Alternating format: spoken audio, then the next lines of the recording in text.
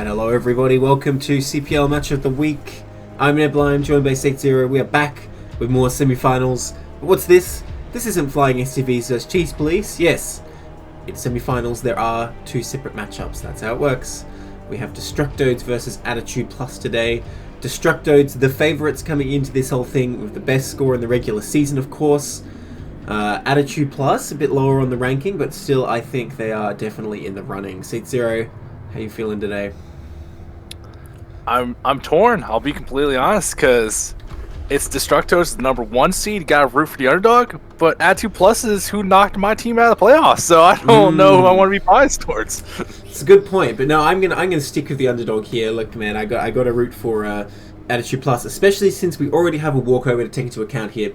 So DestrucToads got 1 point for a walkover. I'll remind everyone in these semi-finals, the first to 10 sets wins. So DestrucToads already getting a head start in there. Today we are looking at some tier 0 games. So it's going to be the highest quality, the highest skilled players in CPL going head to head. So let's jump right into our first game, see what these teams are bringing to the table.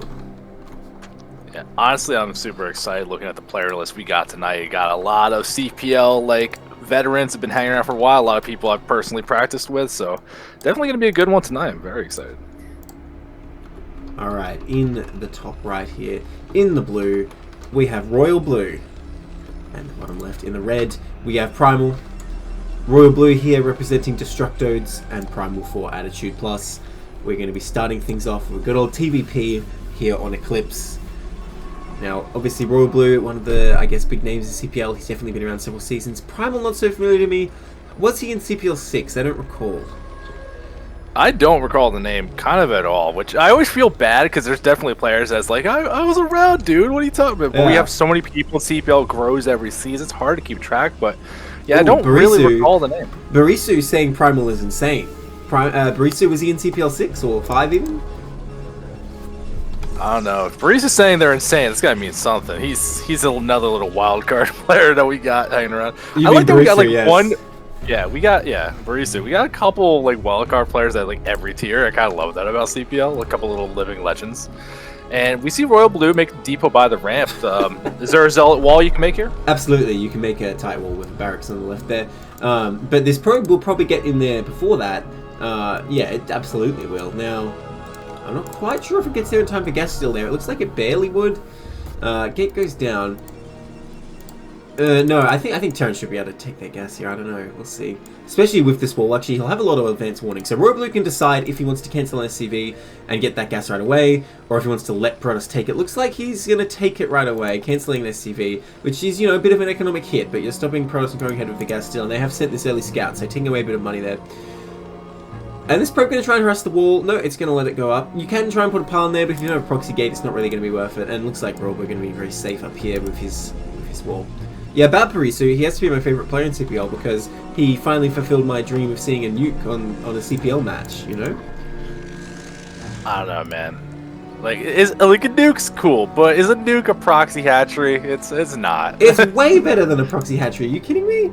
I would take a nuke over a proxy hatchery any day. How many proxy hatcheries have we seen in CPL? We've seen 6 or 7. We've only seen one game with nukes, so... Yeah, but 5 of those were from Aga. That's what I'm trying to allude to here. Yeah, I know, and maybe it's not exciting if he's still doing the same strat. A zealot coming out. It's exciting because then people know it's coming. It's totally exciting. I don't know what we're talking about here. I question Primal going for a zealot here when he can see the Royal Blue is walling. I don't know about this. Yeah, because it's not a proxy. You're not dealing with it. The zealot here, yeah, I agree. It's not really what you're looking for here. I think, save the money on that. You work towards that first Dragoon. Because he didn't even keep the probe in the base to see the gas timing that guys have pulled off. That should be anticipating expansion. So there's definitely corners that could have been cut here with Primal not opting to go for it. Yeah, I think this Zealot ultimately is kind of dead weight. He's trying to block the ramp, but with the SV already in here, it's still just waiting for the goon. So really not achieving anything there. I guess to make sure the SCV doesn't leave, but still, I don't like it. I mean, you can mineral walk, starts on HP, right? Yeah. It could. Yeah, it takes the extra hit. Yeah. Well, so what? This SCV gets back to your opponent base and has 16 less health, and then when you bring the Reaver 5 minutes later, you get that little bit more splash damage. I don't know, man.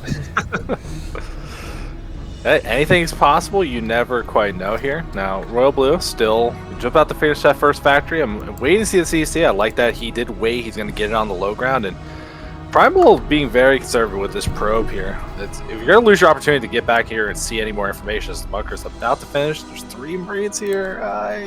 Hey, he does see the CC. That's very nice to see that without having to send the goon in. So that's a nice little move. Actually, I'm surprised how little damage that thing took. It's kind of on Royal Blue, could have had his Marines a bit further forward. Now, we have a Robo going up on 1 base here to get Robo 1 base. So he could be just going for a bust with Zealot drops, but I think it's more likely going to be a Reaver here. The second gate, though, makes me wonder. This is pretty intense build so far. Well, there's a third gate. Okay. So is he just going to get observers and then just like hit the front with goons until like the game's over? Like, I don't know. So the way I'm looking at this, like what I would think of, like seeing this feels like a very dedicated bulldog. Right. Robo's gonna finish, get the shuttle, making a second zealot. And he's making another zealot. Like you keep the production going, and like it's gonna be a big zealot drop. But I don't like this kind of move, especially on a map like this. I feel like the distance is very long. Your opponent's usually gonna have what they need to be ready for it. And we see Spider-Mine's being researched. First Vulture's gonna come out, and like you're gonna get. If you can get past these Dragoons, which I guess it's hard. I don't know. Like he's so far. Man, no. I don't know how to feel about this. There's a problem here for Royal Blue because he's not producing any tanks yet. Trying to get those mines out. If an observer comes out and the mines just get negated, he's not going to have many tanks to help defend. And these vultures are really just looking for expansions. They're not putting any mines on the path to his base whatsoever. I mean, Primal could just kind of go across. The shuttle is already on the way. I don't think he's going to wait here. It looks like Primal wants to go right away. And I mean, the faster you do it, the better. Just wasting a mine there, unfortunately. I mean, yeah, that doesn't really tell him anything. Just those 3 goons a bit far out from the expansion. Look at this. He's loading up. Primal is ready. And what does Royal Blue have? He has a bunker with 3 Marines in it. Well, okay, he's trying to lay a mine here. There you go. He gets a couple down. That's going to make a big difference. Now, if Primal is very sneaky, he could definitely go around the top and avoid any mines. But that's not going to be easy. Yeah, I think if you're trying to do something like this, though, that might be like part of the plan to go the route that you're least anticipating here. This goon is scouting out this path, and I think he's going to realize there's no mines there. The army's starting to move. Oh, but okay, I thought he was going to go into that mine. And look at this.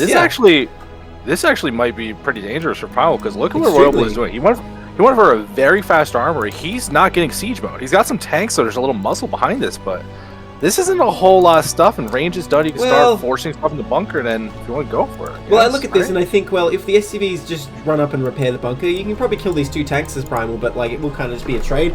I think if Royal Blue handles this right, he can definitely survive. It will be an elevator. Oh, not the elevator. He's looking for a tank on this high ground, but Royal Blue sees it now. I mean, do you assume Reaver when you see this? Oh, no reaction. Okay, the tank's pulling back. He is going to elevator. I'm not so sure about this. With 3 tanks here, it's going to be pretty easy for Royal Blue to pick off any aggression. The goons on the low ground just chilling. Okay, picks up again. Is he going to start hitting that bunker? There we go. Now he moves forward the goons while he's distracting these tanks in the main. Look at that shuttle just like spinning around. Like, yeah, whatever. I'm just going to do this. Oh, the repair's so late. The bunker's going to go down, and that's going to be your way to go in with no siege mode still. And the Vulture's still on the map. They're not recalled to help defend here. Oh, well, the tanks are still pretty good. Yeah, those zealots going to work, doing a lot of damage. There's nothing you can do about the shuttle with all the Marines dead.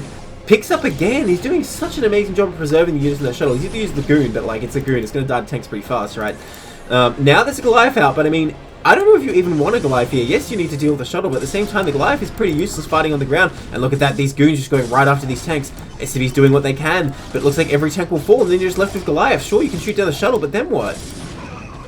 Well, honestly, I'm a little bit sad. Primal's got a lot of units back at home and not rallying forward, not keeping the pressure on. Like, he's doing a great job busting through here, but the attack didn't keep going, and now back at home, no Nexus. The worker were cut like crazy to get this attack going, so this did good damage, but without continuing the pressure. Like, imagine if all those units were in the mix, still fighting. Well, they are still heading over there. What happened to those mines? Did units hit them and die? Yeah, I think so. The attack is not over yet. Like, these units are heading forward. And there's no tanks out because he was making Goliaths in response to the shuttle. I think he assumed it was Reaver and went into the automatic response of 4 Goliaths in the Goliath range. Didn't actually, like, kind of adapt once he realized it was just units in the shuttle. And here he comes. There's only a tank. Is siege mode done, surely? There's nothing in that bunker, and Primal realizing that, just stepping forward, ignoring it. Oh, that Marine. Okay, does not get in the bunker. lifting up already. Even if Siege Mode was done, it would just be a hindrance right now. What's in that? What's in that? Just one Zealot? Well, I mean, if it's on top of the tank, one Zealot beats the tank. Look at that. There's SCVs repairing that bunker. One Marine in there. Gonna hold this off for now. We'll continue pressure. His Nexus finally went down. But yeah, look at the worker count. He does need to get more done here. Oh, he's gonna lose that shuttle. Oh, okay. Let's get down. The guy's gonna pull it back. Honestly, start poking at the barracks. Like at this early point in the game, like that's a hindrance to have to remake the barracks to add on to the factory. Oh, I don't know about this. Stepping forward with these goons, like you're never gonna kill that bunker with all that repair. And it is only one Marine, but like that can do damage. It helps. Oh, Scan's gonna get the observer, but the goon's stepping forward to save it, I guess. But I don't think this is worth losing all these goons here. No, 100% it's not. Like, you can see this attack starting to peter out. He didn't get enough done here. Now he's down 17 workers. The Nexus back at home is not even done yet. And Royal Blue, like I pointed it out a little bit early, like, he got his armor so quick, he already has +1 weapons. Yeah, like, I mean, he's in such a good spot for a great 2-base push. If he just sees his opponent's like, oh, your base was this late, you just commit to a 2-1 push, you're going to just roll over Primal. The starport is very late, though, in all the excitement. I will say, it is kind of a hindrance to Royal Blue that he got the Armory Academy on one factory. That made it harder to hold this attack. Now that he has held the attack, yeah, he has all his infrastructure up. These mines in place, working out very well, actually, because Protoss is looking at this base and he can't even expand. He did kill a fair few tanks, though, so it's going to be a while before Royal Blue really has critical mass to push out. But at the same time, I'm not sure what Primal can do here. No more tech on the horizon yet. Just trying to take this third base. There we go, the probe finished off. What did he bring back in here? Nothing. Empty shuttle. Wait, what? Why did he pick that up? I guess in case the Vulture runs off, which it might. That Vulture might be on the way. I'm not sure what the idea is there. Well, there's a couple goons coming here, which he has the Observer, so he knows about that mine. At least he's not going to run into too much shenanigans. And yeah, the Vulture's not going to be here to deny anything. That is a pretty cute move, just like picking up the probe so the Vulture can't kill it. I'm amazed he predicted the Vulture would be coming here now, after that probe's been sitting there for like 3 minutes. Well, I mean, he had a mine to go kill, and like those two Vultures never even showed up. Remember that giant attack at the front? He never saw a Vulture during it, so he's like, they're on the map. No, you know what? It might have just been an accident, because now this probe is in the shuttle, he's bringing another one. So never mind. Ooh, Vulture's That's the valuable probe. That's for morale, man. Like that. Right. That probe's a celebrity. It definitely feels that way. It looks like the timing of that science facility will be up and ready by the time +1 armor finishes. So, you know, on one armory, still going to keep these upgrades rolling. Royal Blue spot keeps looking good. The work count maintaining, and that supply lead for Terran is never what you want to see as Protoss, where like Primal is still in 2 base, hasn't started their Nexus, still in 1 gas, and realistically, there's no tech here. Like nothing really. It's a forge, I guess. Well, you know, Bugs Bunny gave me an excellent rhyme yesterday. He said, if the supply is a tie, Protoss must die. So if Terran's ahead, then it's even worse. So yeah, definitely not a good situation here for Primal. That Nexus still hasn't gone down. Yeah, it's interesting, the modern TBT style, not TBT, just Terran style, seems to be to prioritize upgrades even over getting more bases, right? And going into these high upgrades, only on 2 bases, not really worrying about a third. Scans the Nexus is still not down here. Not due to any blocking though. Oh my god, these goons need to move. Ooh, they cop the hit there, but they do take out both those horses without dying, so probably fine. But yeah, still not even able to afford a third Nexus now. What building is that? That's the Citadel at 12 minutes. Oof. That's an oof Citadel timing. You see that as Royal Blue, and you're like, oh, this is great. Like, he's not going to be able to recall for, like, a long time. Like, there's no Zealot speed even right now. Everything's perfect. In fact, I'm looking at this and thinking, should he just move out? Because if there's no Zealot speed, you can probably just zone all the goons with mines, siege up, should be good. Yeah, I heard some scans, and I, like, flipped on the vision. I don't know what Royal Blue was scanning. He scanned the third and then the tech. That's what I was saying. He saw the Citadel timing go down at, like, 12 minutes. Well, no, like, just, like, now, though. Like, even, like... Oh. I don't know, maybe just a graphical glitch on my end. He might have been looking for the Observer, which he did not find. Huh? Quite possibly. Now we are seeing the Observer right by that barracks that is now moving slightly forward. And this army from Terran starting to look a lot more intimidating. Great work account for Royal Blue. I want to see a third CC started in his main, the intention to float it to the 12. But if he's gearing up for this big attack, we see 7 factories, 2 shops. Like, this is going to be hard to stop as Primal. Yeah, with this build, you're not getting a third CC. This is the 7 factory. This is kind of the most all-out 2-base builds you can do. Well, maybe that's not the right way to put it. This is like the slowest but strongest 2-base build. Just getting up to your upgrades, getting your 7 factories, taking out observers there. And yeah, with Protoss only taking the 3rd base right now, I think it matches pretty well what Protoss is going to do. Now look at this. Tank's caught on siege, actually. Primal's stepping forward, going to pick off a couple units here. Oh, he lost the shuttle. 4 skeletons in it. Yeah, that's a bit unfortunate. I heard it and I kind of saw the blue smoke there, but I didn't actually see it die. Unfortunate. That's a bit of a blow. I was going to say it's a nice move by Primal, just pick off a couple units where he can, but losing that shuttle, that's like his only real asset here. Without that shuttle, what's he got? He's got a bunch of Zealots where speed isn't done yet, and a bunch of goons here with no upgrades.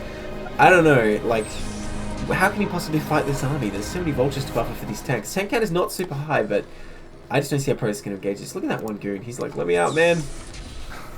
He knows what's about to happen. Yeah, right? that's right. How can you fight this? I don't think you can. There's so many vultures at this point. Mines are going to go all over the place, but you know, get another round of tanks going, like just get a little more production. EMP is about to finish as well, plus these upgrades for the ground units. This is just going to be very, very hard to deal with, I think, for Primal. And you can slow down as much as you want with these Dragoons, but end of the day, he just doesn't have any like spells. It's no storm, no stasis. Like he's just going to rely on these ground units, and he's like he's outgunned in every way. Look, it looks like he's going to take a third here, and that surprises me that he'd go up to 7 factories to do this. I guess, you know, once you pay for the command center, you have the infrastructure, just kind of keep spamming stuff out. Now, Stargate is coming up. It is going to be Arbiter, but extremely late. Terran has plenty of time, I think, still to get maxed before a recall or even a stasis will be ready. Like, he scans, like, you see that, yeah, and he's immediately going to... Oh, no, I thought he was going to move down, seeing that there's so few there, but he is going to move left here. CC's still not started. Robo's macro is slipping quite a bit, actually. He has so much money in the bank. But it looks like he's going to come across the map here, moving across this alternative path. Yeah, I actually like this kind of move. Like, this is Primal. Like, not that you can't fight these Dragoons, but that's clearly, if you go here, he could try to slow you down, go around it, sidestep it. The Dragoons are not in position, and you just roll up to the Protoss base. This is like your worst nightmare here as well. Primal. The only way this can work is because he has killed the observers with the Vessel Goliath, right? It's risky to move your army around like this, but once you get in position and sieged up, which I assume he's about to do, or he needs to siege because there's all these speed zealots coming up here, it's very hard for us to deal with. Actually, I'm looking at this army, I'm actually thinking, does he need to siege? No, he does not need to siege. He has way too much crap, man. 2-1 is He doesn't need to do nothing. Plus 2 in the way. He's just going for the throat. Although the Vultures need to get in position here. He can suffer from a nasty flank here. The Goon's coming at the same time. The Vultures getting on top of the tanks right on top. But there are a lot of Vultures to back them up. And yeah, these few Goons coming back, I think will get melted as well. The Vultures just decimating those Zealots. D-Matrix even on that front tank. And that's everything that Protoss has. Yeah, Royal Blue recovering nicely from the early game there. Translating into a pretty solid win.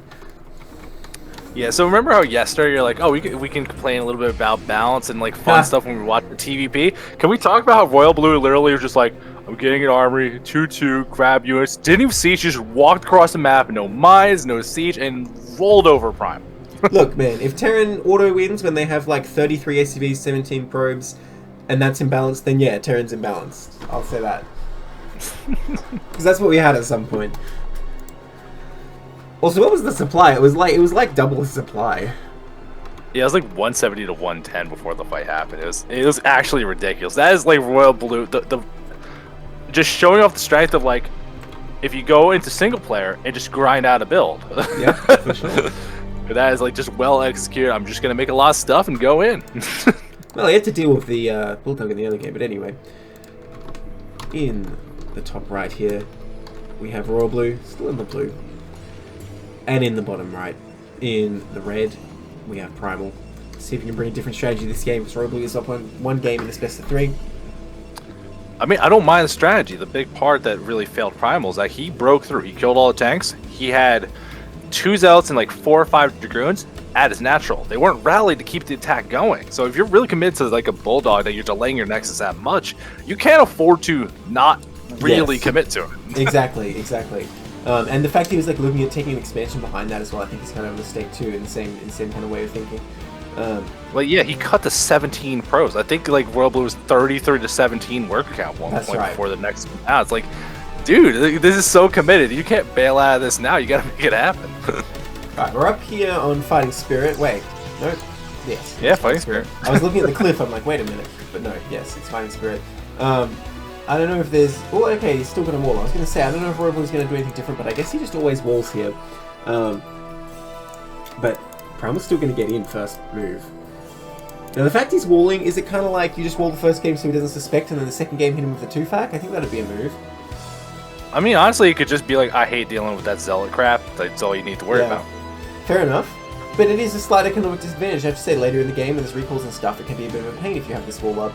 Okay, barracks does go down. This is an early probe. He could gas steal here as well. Looks like he's not looking at doing it. These SCVs coming out to kind of preempt that, and he does cancel the SCV again. Now, this is what's nice about pylon scouting. If you get lucky on a 4-player map, you're just making them cancel that and avoid the gas steal. You can harass this barracks. Like, look at this. Royal Blue has to pull an SCV off, and of course you have complete information here. There's nothing Royal Blue can do that Primal can't see. I mean, it is an economic hit to the for us as well to scout It's that true. early. But I think it's worth it on the whole. Again, Primal taking the scout out like before the wall. He's just not caring. Like, I don't need to see what you're doing with your gas or anything. If it ends up being what you're talking about, it's like, let's just YOLO into a 2-fac. Like, it's all good. Like, that pro was never gonna die. With so much room to maneuver around. I don't get why he's just volunteering to leave. I absolutely agree with you. I mean, even if he's not going 2-fac, you can see like how many Marines he's getting. If you really do well, you can see if he's getting a shop right away, if he's going for a Vulture. Like, all this stuff is very useful. And I mean, is this probe really going home later? He's going to keep it around and look for the CC, like last game, right? When that kind of intel could be gathered inside the base too. So I do agree with you. But maybe it's like a thing where he doesn't want to commit to multitasking that. Now, Primal not getting the Zealot this time, so maybe we won't see him go into that Bulldog. I guess the first factory. It looks like Royal Blue will not be going for 2 factories indeed. Yeah, so like, if I'm thinking Primal, you just saw what happened in that last game. That very intimidating 2-base push really rolled through a lot of things. I want to see Primal go for like the stock standard kind of stuff. 1-gate expand, go up to 3-gate robo, get your third quickly. It's fighting spirit. You're getting at 6 o'clock without any issues at all, and get the observers, see what your opponent's doing so you react properly. Yeah, I mean, that's the standard path, right? But he's not committed one way or the other yet. He's waiting for this goon to come out. I'm pretty sure we're going to see a Nexus here at any rate. But what he gets into after that is a mystery. I wonder if Royal Blue will go for the Vultures again so fast. Maybe that's just his style. This SCV does not want to leave. He's going to leave. I mean, comes out. Yeah, I like what Royal Blue did with the Vultures, just immediately mining the 3rd base. Just to be like, nah, you're gonna clear this out. I'm gonna make it a bit of a pain in the ass. So if you really try to be greedy and super aggressive with that 3rd Nexus timing, you're gonna have to wait at least a little bit or sacrifice maybe a unit to clear out that mine. So I would like to see him do that again. I think it worked out quite well. Yeah, I mean, the thing with that is, though, if you go in these Vultures early, you don't have much potential for any kind of early push. So if you want to punish Protoss or attack DC back or something like that, you're kind of shutting down that option. That's what I don't like about it. And if his opponent was going for a very fast Reaver, it's not useful at all. Like, Vultures and Mine's not very good against that. Okay, so we do see this Nexus go down. Pretty standard timing now. I mean, it looks like Primal's on track to just go into like a very standard game since we're here on Fighting Spirit. I guess, you know, you got to pull out the 3-gate orbs into 3-base Arbiter, that kind of thing. Yeah, I would like to see that because everything was just so delayed in the first game. Which, I mean, I get it. You play on Eclipse, you want to like throw a wrench in the gears. You're playing for a set in the in the playoffs. If you want to go crazy on it, I completely agree with trying something like that. But yeah, Fighting Spirit, you played this map for a decade and a half at this point. It feels like that's right. You just do the stock standard, like bring it down to that real game, especially the way you lost game 1. I believe Primal's going to go for a Reaver here because he's getting his robo just off 1 gate. So I believe that's what we're going to see. Oh man, he's repaired. No, it could still be just like you want to get the quicker observers. Yeah, so I don't think this indicates anything just yet. All right, well we shall see. But in any case, getting a lot of good damage on that bunker, killing a Marine because there was not enough SCVs in position. Now 1 Vulture already got out, another one going to sneak past. Prum not really respecting the path to the right here, but he's blocking his own ramp, so he will be fine against this. But it does let Royal Blue get those mines out like last time. And I guess you're right. If he goes for Observer right away, he getting the 2nd gate just now. It would be pretty good against what Royal Blue's doing, because mines are all he really has going for him at the moment, and he can clear those out. He's looking okay. Look at this. Gonna lay some mines just behind the goons. That's a good strategy. Can Prum see that? Prum can see that. And you're right. It is Observatory. My bad. It's Caster Curse coming in there. And look at that. Prum just goes right. He's like, all right, I'm not going to walk back into your mines. I'm going over here.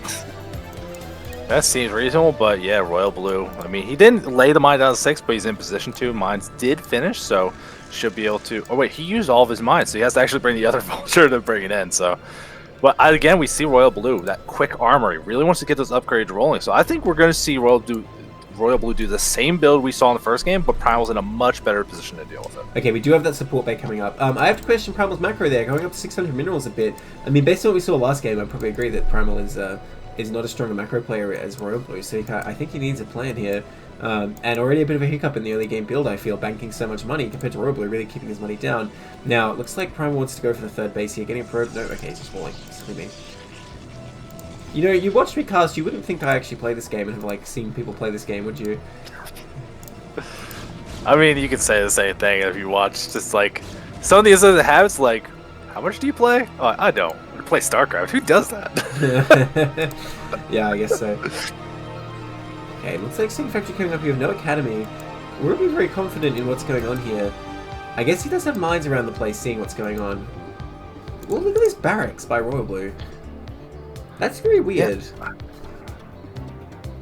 I mean, you don't need to use it anymore, and I guess if you just think you're not going to lose it, because I mean, you can float and buy the natural. It's like it's got this unwalkable area. It's not like it's going to die immediately to goons. So, free scouting information that you can maybe use as part of your wall if you ever go for the 3 o'clock expansion. I think it all kind of makes sense at least a little bit here. Hey, is that Robo blocked? Or does it pop out bottom left? Because I'm not sure it does pop out bottom left. Oh, don't ask me that.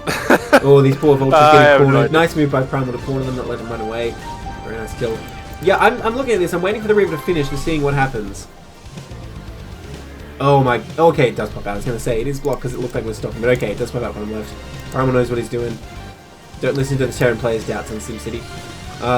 Yeah. Okay, I am concerned though, because Royal Blue had those vultures. Even though they got killed, they didn't really do anything. They saw no third nexus. And you can see Royal Blue. That Stargate is like, or Starport is nearing completion at this point. I think you should roll to +2/+0, skip the armor upgrade, and really like get this army kicked into high gear. This barracks does not spot it. Oh my god. Okay. Ooh. Vision. but Blue. He knows about these mines. Do not fly over these mines. He flew over the mines. Royal Blue is already extremely prepared for this, though. He's already getting Goliaths in range, already hanging in his main, so he's kind of ready anyway. I think Primal can't really get anything done with this. He's just to keep it alive to help with the army later. Oh, I don't know. Don't do it, man. Okay, good. Don't do it. No. Oh, he's gonna lose that shuttle. Oh no. Oh, no target fire from Royal Blue though. Actually, so he's able to still pick up here. Doesn't want to cop another tank hit though. He's gonna lose that river if he's not careful. Pick it up. Get it. Oh, that was a bit sloppy, I have to say. Like, he knew the tank was hitting it, but didn't pick it up. And now that's really just a big loss for Primal. Well, Royal Blue did pull a lot, but he's coming right back here. And the SV count way ahead for Royal Blue again. Primal's macro is slipping once again here. Citadel coming down, not too late this time. But I think you have to remake a Reaver here. Otherwise, how are you going to stop Terran? I feel like if you lose it that easy, you have to make another one. Well, realistically, I'm way more concerned because this is one of the first things I learned from first CPL season. Dragon giving me that great advice early on. You need that observer in the base. Yes. How many are they getting? 100%. Are they going for 2? How many factories? He's playing completely blind right now. And Royal Blue, massive worker lead. He's building up. So he's going to get that 2-1 on that good time. I assume he's about to add on a bunch of factories. And I think we're going to see a repeat of game 1 where he's just going to roll out with a bunch of crap and Primal not going to be ready. Yeah, honestly, I'd be surprised if Primal is able to stop this, because it's not as bad as last game. Once again, he's kind of weakened himself by going with this Reaver, delaying this third base so much, and like you say, like the work count is so much higher for Royal Blue. Man, I'm very nervous about this barracks. I feel like most of the time, Protoss' army is kind of hanging around here, and they could easily just kill that, and like, you need to build 7 factories on the right time, and if you lose that, it's going to be very painful. So, it's been valuable for Royal Blue so far, but I feel like this is just not something you should be doing. It's just too risky. Scan going down. Sees only 4 gates, 5th one coming up. Yeah, but I mean, really, at this point, look, we still haven't started Templar Archives, not going towards Arbor Tech, so that's still gonna be a while away before stasis is really a factor in any of this kind of stuff. And this isn't like I'm taking a bunch of gateways really quick. I'm not going full gateway, man. I'm not like trying to take a 4th nexus. Like, so the delay of this tech, like, I cannot get behind what we're seeing Primal do. It feels like that kind of, I need to build my army now because I feel under pressure. But you don't. You need to like get a real advantage for a couple minutes later. Yeah, that's right. Well, that's the whole thing with delaying the third like this, right? Now, yeah, you don't need to take a 4th base here theoretically, but you do need more gates than this. He's only on 6 so far, and he's going to need to go up to 8, I think, to survive here. Zealot speed is on the way. It's going to be done well before any push comes out from the Terran, but still, like, just the amount of stuff Terran's going to have is going to be very scary. Is Royal Blue going to wait all the way till +2? Because that's still a while away. Yeah, I think so. That's what he did last game. He got the +2, and he basically, when he got to the natural primal, he has +2 armor was about to finish too. So I think he is waiting. You see EMP being started. So yeah, I think he just gears up for this like death army, which Primal sees the starport blinking and sees double armory, but has not gone up. Doesn't see the 7 factories. That would be great intel to know. Well, I suppose he doesn't really need to see the 7 factories as long as he knows that there's no third CC. And, you know, with the science facility there, you know he's going for these upgrades. I was looking at the armories anyway, what am I saying? So, I don't know if you need to see the 7 factories explicitly. As long as you know there's no third base, you kind of just know that's what's going on now. With this probe in the top but he doesn't have vision of the 12. So, well, like, I think he's assuming it's not there. Know, look, if you're sitting there as Primal and you're going, oh yes, he has the 12 o'clock, wouldn't you be like attacking that? Oh look, he's sending a Zealot right now. But look at this probe in the top left. He's going to take a Nexus there. I kind of like it, because if Terran's focusing on just going for the throat, they're not really going to go up there. Look at that, building a pylon. Maybe he's just going to middle the gateway and start building like DTs there or something. Okay, Templar's coming out with Storm. Now this is a good option to try and stop this, but he's going to need shuttles as well. And he lost his... Oh wait, he does have a shuttle, what am I saying? Full of Zealots though. It's just, like, Templar has finished, still no Stargate on the way, Arbiter's going to be delayed forever at this point, so these storms are going to have to be really good, which I would like that if he was more on the map, getting that units, like, preemptively positioned to, like, flank into a big engage if Royal Blue moved across the bridge, which it does seem like he's starting to kind of get in a position to do, he just doesn't have enough ground force at the moment. Look at this, coming across the observer, so Primal knows party's on. Templar's coming out now, need a bit of time to get energy, but there's still a long way for Royal Blue to go across the map. Now, a bit easier to push on Fighting Spirit than Eclipse, unfortunately for Primal, because you have a fairly narrow channel you can come down here. Now, probably going to set up to the left here. I wonder if Royal Blue extends too far. Will he set up for the counter-attack, or is he just going to do a big flank of an attack here? I feel like he needs more shuttles. I don't think one is enough. Yeah, I'm worried, because we're seeing Royal Blue. He's got the EMP, +2 just finished up. He's got that one thing, so... If it is going to be really dependent on these storms, this EMP from the science vessel might be really bad here. Although we're not seeing Royal Blue, he's not scanning to see where the army is, and you can see that big position. So if there's going to be a chance, this might be it. But Royal Blue's still, like, even in supply. He's up on supply. Like, this is such a strong Terran force. He's going for the move, but the army on the south is not engaging.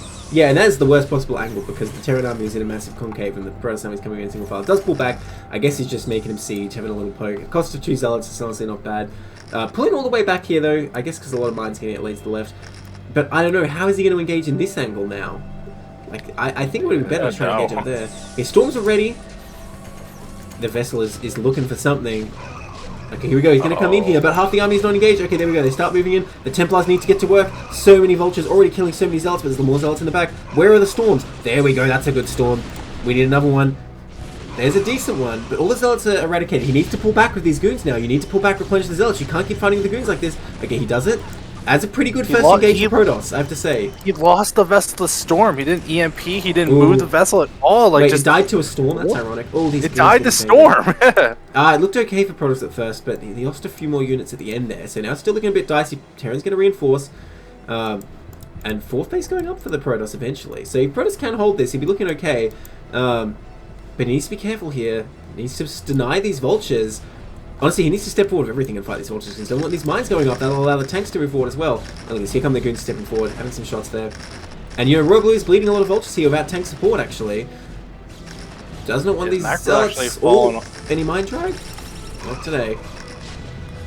Yeah, Royal Blue's macro kind of falling off a little bit towards us as well. Hasn't taken that 3rd base, but here comes more of those upgrades. 2-2 about to finish up, so Royal Blue's army still looking quite strong. Can keep reinforcing, but he's so focused on these vultures at the front. Everything else is falling to the wayside. Yeah, he's bleeding a lot of vultures here. Look how many few vultures left. Now this minefield keeps his tanks alive, but oh no!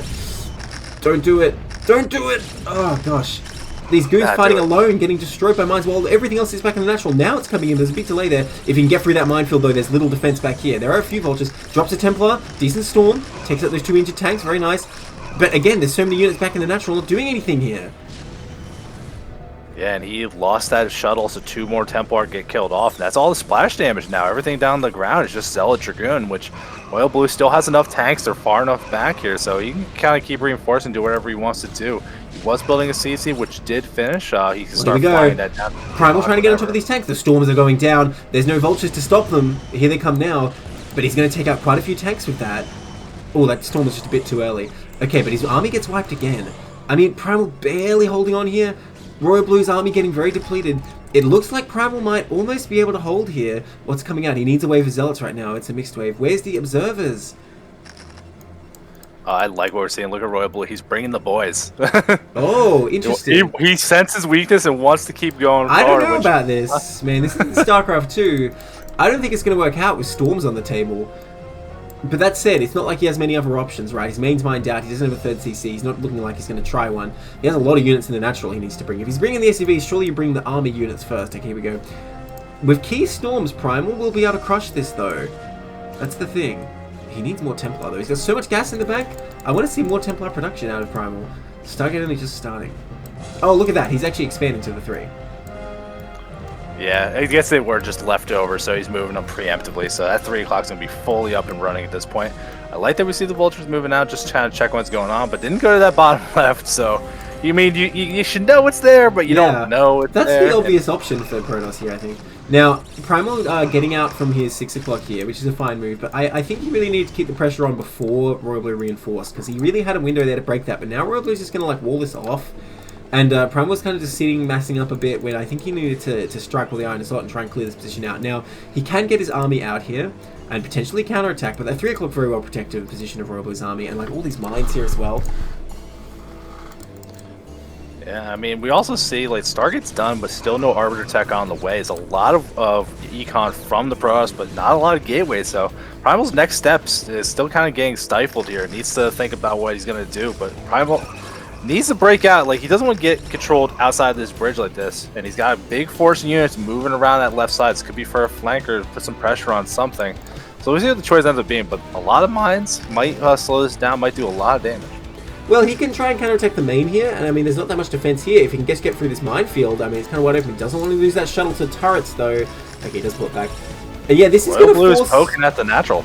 Well, Primal losing a lot of units there. If he pulled up the ramp, I would say this is fine if he loses the natural. But yeah, he's losing too much army here. Just like that one tank coming away, because Primal's not paying attention to its location. And Royal Blue laying plenty of mines trying to stop these Zealots getting in the main. I don't think Primal's going to be able to make anything happen here. I mean, reaction, Storm drop, one Templar dodges the mines, the other SVs get pulled, so not too much of a loss here from Royal Blue. But Primal is just taking a lot of damage up with his natural. There's not a lot of force pushing into Royal Blue, so that pressure's going to go down. And yeah, damn. All right, that gives us another point for DestrucToads. They're looking good as the favorites, taking the first actual set in this match. 2-0, I should note. Yeah, what is it about the Macro Terrans just looking so strong in that matchup, huh? Something, Zealots, APM, something. I don't know. Something, two upgrades just to go in, whatever. Well, I would say that game, Primal had poor army coordination. I think it was the main reason he lost. His first few engagements looked fine, but after that, like, you know, his units was getting baited in constantly and lost a lot of units over time, but... Enough about Primal versus Royal Blue. You hear me say 0 enough. We're going into the next game. Okay. In the top right, in the green, we have Pandora. And in the bottom left, in the brown, we have Luka Doncic. But I think that's an AKA.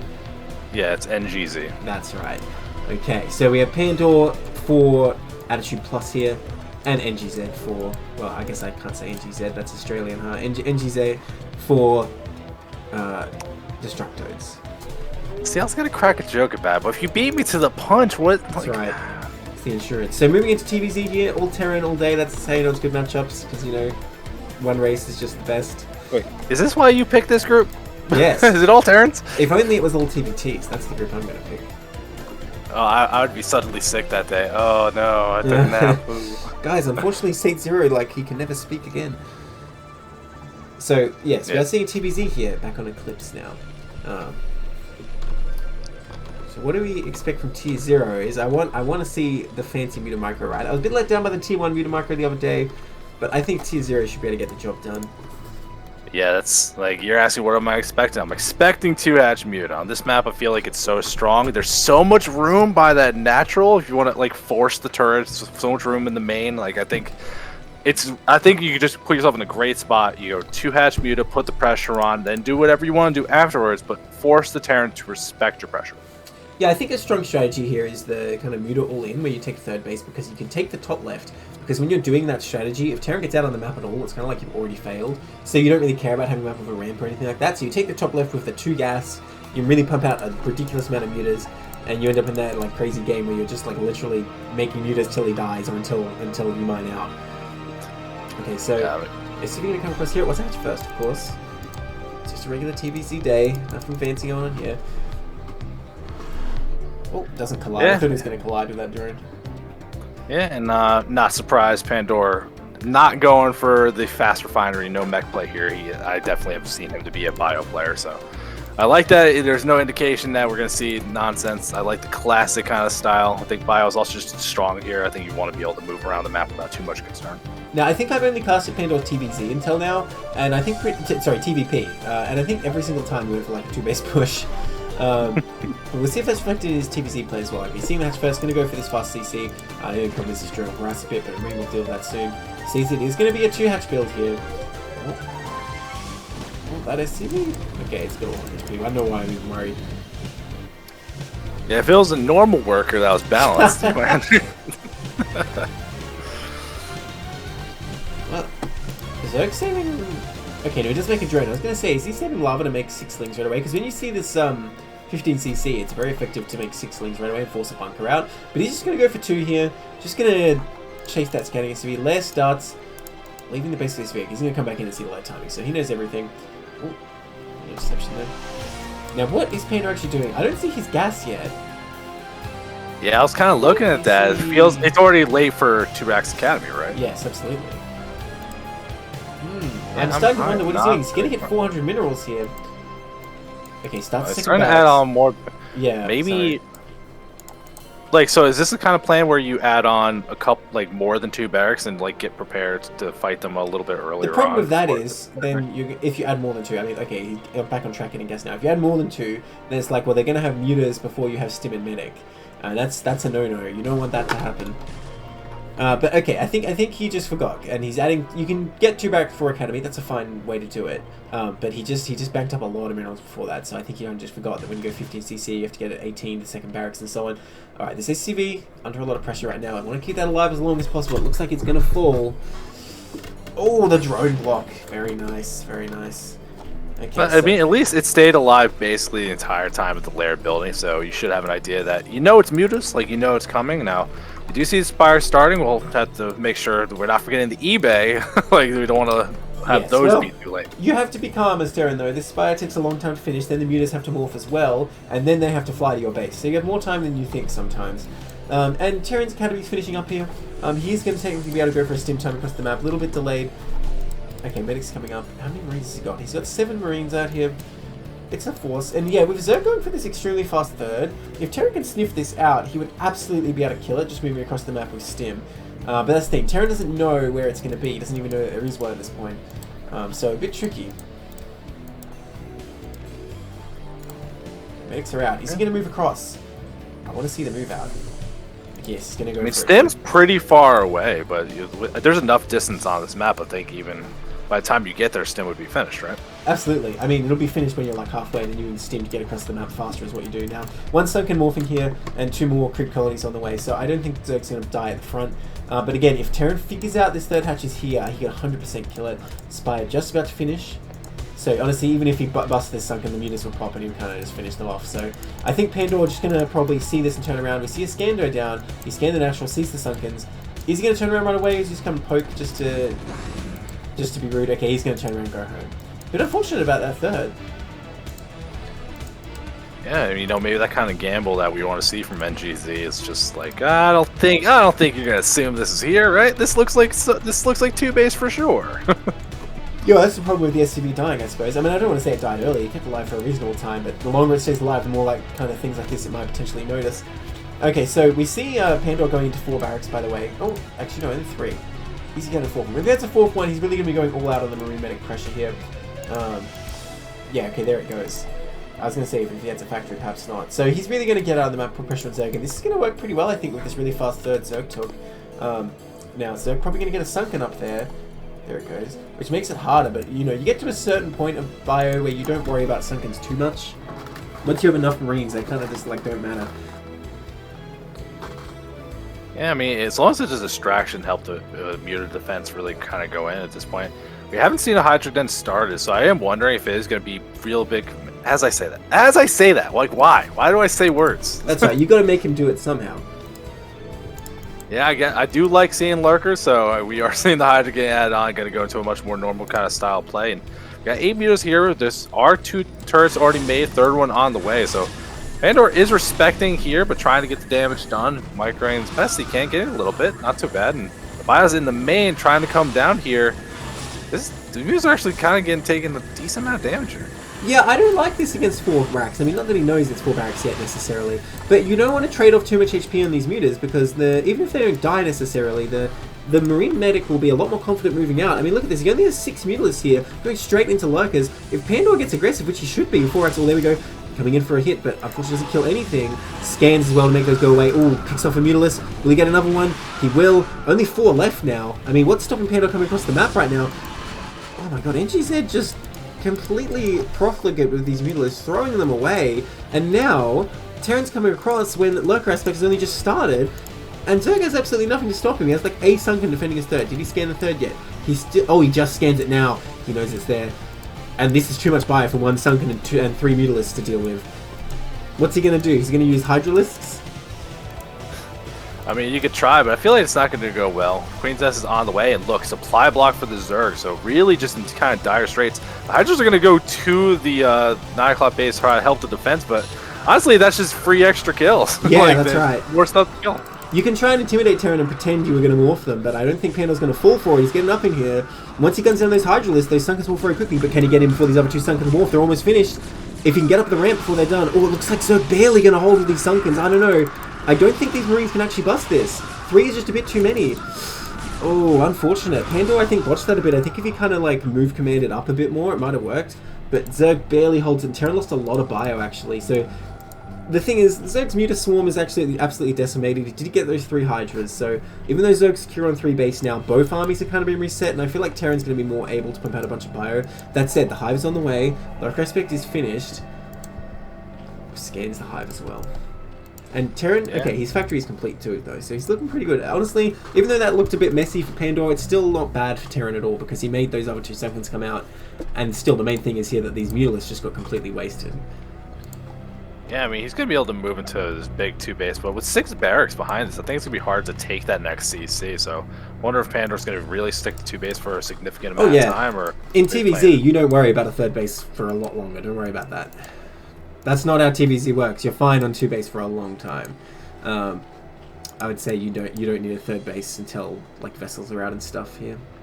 I just feel like I usually see 5 racks, right? 5 racks in the... Well, that's when you open an engineering bay first. With 2X Academy, you have to transition into 4 and then usually get your factory. And then once you've got your starports, you can add up to 6, 8.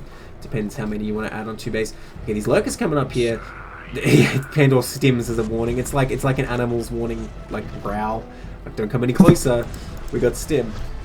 Now, He's got 1 Marine harassing the Zerg 4th as well. So Pandora knows about the attempt from Luca to take this next base, which, man, that hatchery's losing like 1 health at a time is going to get a couple lurkers to shut that guy up. Oh no. Look at them, they're standing like, can you not? We don't want to make a scene here, sir, but alright, we didn't want to do this, but... Okay, Lurker's moving forward into Pandora's army, but Pandora going to crush that. I mean, he gets a few Marines, but that is not worth 3 Lurkers. Pandora's like, alright, I'll take him. I'm not sure what the idea there was there for NGZ. And he's easily going to move across and crush this this 4th now. Like, I don't think it matters where he puts the Lurkers, even if they're holding this ramp. I think NGZ, Pandora has plenty to take this out. But this plan is Great Aspire. Did he just scan it? No, he did not scan the main. So, Pandora does not know about that Great Aspire. He's getting vessels, getting a Radiate. Now, the Great Aspire is going to be a bit later, so he may have enough Radiates to deal with it, but not if he comes and spends it on something else. Pandora really hesitating here, though. Okay, he's going to go in. Scans again. How many scans does he have left? I hope he doesn't run out of energy to all those lurkers, but yeah, that hatchery is not going to survive. Getting hit a bit by lurkers, going to try and engage him, but the scan's going to run out. Very sloppy engage there by Pandora, but doesn't really matter. He's got overwhelming force to kill this hatchery. These mutas... Ooh, you know, it's very suspicious that he remade mutas. Pandora might pick up on that and realize Great Aspire is coming. Ooh, but he's doing a great job clearing up this bio. Where was this micro before? Yeah, it would have been nice to see earlier, and so, I mean, we see Luca doing the best they can, but the 4th base got killed off. I mean, did buy time. Great Aspire does finish up, and Filer Mound's about to finish as well, but look at Panda's army. Like, the word count's looking healthy. Up at 100 supply, really kicking that macro into high gear at this point. And I don't know, like, with these upgrades for BIOS still kind of rolling through, up to 1-1, starting the second weapons, like, this is going to be hard to deal with, especially once Irradiates are on the board. We see the Mutas moving in position to harass the natural. They are not going to harass the natural as Mutalist, my friend. They're going to morph into Guardians. Oh, yeah. And he's not going to have enough Irradiates, I don't think, to deal with this. Because then there's these two vessels, two more coming out, but they don't have energy for a minute. And like, if he spreads all those, it's going to be very hard to deal with. Going to do a lot of damage, I think. But at the same time, Terran moving across, there's no actual lurkers at this third. If Pandor comes up there with this bio, he could probably bust it pretty easy. Now, making 3 Devourers, I have to question making so many when he hasn't seen a single Wraith yet. Yeah, I was like, I don't understand why you're making these, but that's okay, I guess. Scourge are also on the way. They are good versus Wraiths, but the thing is, like, there's no sign of Wraiths yet. It's very pessimistic, I think, to go straight in and make 3 of those. Scourge out just in time to deny any erasers here. Okay, these Marines getting in here. There's a move at the natural. Yeah, the Lurker's not burrowed. That factory kind of making things harder for the Terran, to be honest. Lurkers get burrowed, but can he bust it? He has a decent concave. Looks like he's actually going to break through, but at the same time, the Guardian's hitting the natural, doing massive damage. Both players tearing each other apart. A few more Lurkers are morphing for Zerg, but I don't know if it's enough to actually hold on here. Can Zerg stop this by force? But at the same time, can Terran stop these Guardians? Devourers are in action, but what are they really going to achieve? A few slow lings. He never got ling speed roll up just to get really full holes by these Marines. Oh gosh, it's always sad when those links just don't exist when they hatch. Guardians from behind are doing good damage. Ooh, Scourge are here to make sure the Radiates can't go off. That won't be... That's pretty good here. And maybe this is where you use the power. He can't afford to be losing Guardians to a bunker. He needs to pull these back and take this out. This is way too much damage from this bunker if this attack is going to continue. But at the same time, Zerg has absolutely no answer to the bio in his natural. Okay, Scourge pick off 1? No, none. Vessel. Only 2 Guardians left. 3 Guardians left. GG. And you realizes he can't really stop this. Ooh, dramatic ending there. Yeah, I mean, end of the day, if the plan was to go Greater Spire, I'm very surprised NGZ did, like, he was so aggressive because he lost all of them. Yes. If your plan, you want to save those if that's going to be your grand plan. Like you don't want to add on more later as gas that you really don't want to be have to spend. Well, that's the main story of this game, I suppose. You know, after he lost all these mutas, Pandor was able to come across, even though he didn't kill the 30, force more Sunkens, you know, and kill those Hydras and stuff, and everything just kind of stems from there. I think that's kind of the story of this season's like ZVT Muta Micro in general. It's like, no, I can do it one more time. Like, just keep going in a little bit further than you should. We've seen it so many times this season. You know, hopefully people will learn eventually. Alright, in the top left, in the stylish magenta, we have Pandora, and the bottom left, in the blue, we have NGZ, sorry, also known as Luka Doncic. So, I can summarize CPL casting for you, by the way. You want me to? Sure. A Terran and a Protoss get together to criticize Zerg players. That's it. And also make calls about ZVZ builds. We got like Zerg players, like Pancake plays Zerg and Return is taking over for Pancake. They play Zerg. Okay, maybe it's just Europe. Europe plays Zerg? Yeah, okay. Europe casts, I can probably say something like, you know, a Protoss and a Zerg get together to criticize Terran or something like that. I don't know. Do we have a Terran Europe caster? We don't, do we? No, I don't think so. I think it's all, because I think they usually cast with quad. So yeah, I think it's just all EU Zergs. Alright, so coming into game 2 here. Thing is, I'm not necessarily calling this with Pandor after that game, because it's not like NGZ didn't have strats there. You know, the Guardian attack did do huge damage. It's just that NGZ was literally dying behind it. If they held the natural with a few drone kills, it would have been pretty good. Alright, so this is how you get into Blind's praise. Go for a base rate every time. You'll do huge damage. You'll look on the bright side of you, but no, I think the big thing is just like losing the mutas, and then like a lot of times he lost the lurkers and like not particularly great games. Yes, either. I had to mention that too. Like the 3 lurkers that kind of ran in, he was hoping Pandor wasn't looking, but I don't know. It seems pretty disrespectful, maybe is the word, of Pandor's abilities. Now, there's Overlord going to come up here and scout right away for Zerg, which is very nice. And it looks like Pandora not going to go for Gaskin, of course, like you're saying, a bio player. Well, like I said, just another day in TBZ. Hatch first going down. Although, like, honestly, this season, I would say there's more variety I've seen from the Zerg side. We've definitely seen Oh, yeah, like yesterday we were seeing non-12 some patch stuff. first. We've seen a decent amount of 9 pool, some overpool sprinkled in for some reason. I still don't quite get it, but Well, it's an like we anti-proxy definitely build, see more right? variety. Yeah, definitely last night we saw a lot of stuff. Well, and of course, Great Aspire is a bit spicy. You know, like on the spectrum of spices, Great Aspire is probably just like black pepper. You know, it's not too fancy, but a little bit. Come on, that's more fancy than black pepper. Okay, sweet paprika. Okay, CC going down here, by the way. after SCV Scout. Well, we'll see if he goes for it again. He's going for 2 hatch again because you know this is 2021, so of course he is. Yeah, well, Pandora is getting the CC before any Marines are started here, and the Overlord sees how fast the CC is. I wonder if Luca is going to make a decent amount of lanes to try to put pressure on. He said that was an opportunity last game, but shorter rush distance, you know what's going on. Maybe this is the opportunity to do that here. Well, like I was saying last game, if you get those 6 Zerglings right away, you do force a bunker with this CC timing. Now, it's still worth it for Terran, but it's worth it for Zerg to make you do that as well. Only 4 links coming up here, but if he sends them across, maybe, depends how nervous Pandora is and, like, you know, if he's going to get that deeper wall. We'll see if his macro goes a bit better this time, because, like, I was quite concerned last time about his building up so much minerals, like, very early in the game. Okay, let's get out. Is this second Rax faster than normal? It's faster than last game, because last game he just banked up a lot of minerals, but no, that's the fine time. Well, okay, in a manner of speaking, yes, because the more common build is you get Gas Academy just with 1 barracks, then the second barracks, but he's just doing the kind of, you know, alternative where you get barracks, then Gas Academy. So it's normal. It's normal, but not the most common variation. Now, look at this SCV voluntarily leaves the base. Oh, he's going to loop back around, never mind. I was going to say, that's an interesting move. Must suck to be an SCV with this mission. It's like, alright, patrol the base. Like, alright, until when? Until you die. And that drone gets the kill. But you get the pilot sweet Gundam until then, so, you know. Yeah, I don't think I'd take that You deal. feel strong. Hey, you feel strong, man. 60 and then this health, little, like, so good. alien dog thing can kill you. Like, are you really that strong?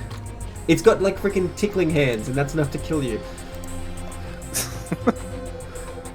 Well, Spire on the way, as we were expecting. No big surprises there, and look how fast this Queen's Nest is, though. Ooh. Here's your spice. All right, now he's putting some chili powder. You know, he's upping it a bit. Now, I can only assume this is going to be Great Aspire again, because I would assume if he's going for Ultralisk really fast, he would have an Evo chamber already. I don't know, and of course, if he's going for Defiles, he would have to get a Hydra Den too. So this must be for Great Aspire again, but just a way more aggressive version of it. Now, I mean, I think it has to be because we still haven't seen Ling's speed, so it's not like it's going to be like Lings and Defilers or any kind of like it's the only thing that makes any kind of sense. 4-minute 50 hive. That is so fast. Oh my god. Maybe. I'm really excited to see how much damage this does. This is Fighting Spirit. You got all this water. You got a great like spot behind the mineral line. You can really harass and put Pandora back basically on 1 base, but doing it so quickly, like. The reaction's gonna be Wraiths, right? Or like a Valkyrie or should something. Be able to sniff this out. Ooh, these Lings getting in. I assume they just want to get a little scout here. They're not really so concerned about doing damage. Oh, they are going to try and get a CB. Oh, they do not. Yeah, that one Marine kind of distracted them a little bit. And yeah, that's not going to get them there. Oh, okay. Thanks, you said it. Thanks, Why'd you say it? Oh my gosh. Okay, well, he's going to get a nice scout here. Sees that there's 3rd barracks coming up in their factory. And that's what you want to see. If Terran goes 4 racks here, that's actually better when you're going for this Great Aspire rush. Okay, he's making Mutalisk now. I'm surprised he's making the Mutalisk now, because I would have thought he'd want to make Sunken save his gas, because he doesn't really care about using Mutalisk until Guardians, I believe, when you're doing this. But I guess he has to put some pressure on, force the turrets out, and he's going to make Terran make some. Now, like I was saying, you want Terran to go 4 racks here, because if they go 2 racks and then factory, they can get up to those Wraiths so much faster, and they add just the hard counter to the Guardians, right? And look at this, Terran even sitting back here in his base, surprisingly, did not move out with the stim timing. I'm not sure what prompted this, but look at that, the Great Aspire on the way so fast here. Oh, and it is a 4th barracks, no factory, so Terran definitely not aware of this yet. This is just so ridiculously fast, I think it might even work. Yeah, it really might. I think Pandora's being conservative, though, because remember, the Ling got in, got that full scout what's going on, and when he got in, there was no turn start, so it's like, oh, no, you're not going to see where I'm vulnerable, I'm going to go for the big thing. And we see the mutas are going to harass, like, this looks normal, but if you're paying attention, this is a lot less mutas than normal. Yeah, by this time, for sure. Oh, he does lose one off, unfortunately. I was going to say, if he loses HP on them, it doesn't matter, because he's just going to morph Guardian, but yeah. We had a scare go down. Pandor saw 4 Sunkens at the front and a Queen's Nest, so he knows some kind of high fresh, but you see that, you're not sure, is it going to be Ultras, is it going to be Guardians, but his next game should be in the main. He has the energy, I want to see him scan that main and see what's going on, but so far he's not. The factory only just finishing, there's going to be no race for some time. How is he going to answer these Guardians? I think Zerg is going to be able to shut down this natural easily with this. That's it, isn't that many minerals? I wonder if Pandor's plan is just going to be to go kill him. Like, okay, he scans the Bioboard is moved out. Well, that's the thing. He probably needs a couple more Sunkens, but usually when you go Guardians like this, you get like 9 Sunkens. Like, no exaggeration, like literally 9 Sunkens at the natural, so Terrors can't do anything. Now, taking this third base, I mean, on the one hand, it's just going to die, but on the other hand, it does draw Terran over here. It gives him something to think about other than the fact you have a Great Aspire. So, I don't dislike it. But like I said, he just needs a couple more Sunkens here, and then I feel like this is going alright, and he will shut down this natural. Like, there's just no answer for this from Terran, as long as he's not as sloppy as last game with getting them in range of the bunker. And presumably that was just because he was getting attacked at the natural at the same time as well. Now we see the Hydrogen coming up as well as Scourge. The plan here, I think, is that he's going to send Hydras across the map to reinforce this. Scourge, of course, deal with any Wraiths or Vessels. But I think Terran can easily contain any Hydralisks coming out. Look at that, they immediately... Yeah? Yeah, Pandor has to Hang turn on a second, around. I'll just be gone for one moment.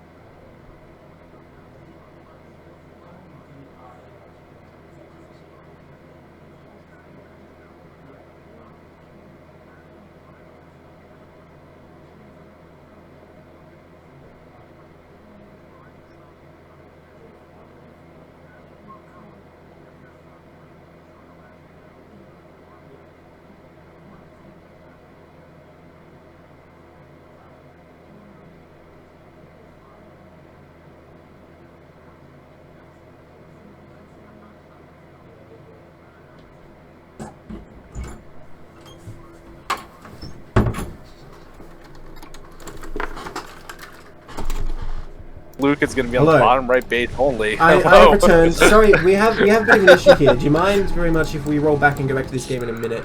Because I actually have a problem going on where I need to get my vaccination later today, but I may have been to a COVID exposure site, so I need to figure that out very quickly. So do you mind if we have a 5-minute hiatus on the stream? Yes. Alright, so we're gonna pause. Alright, thank you very much. Okay. Yeah, power outage, MSL shenanigans. I guess we got a couple minutes to talk to the chat. Wait, really?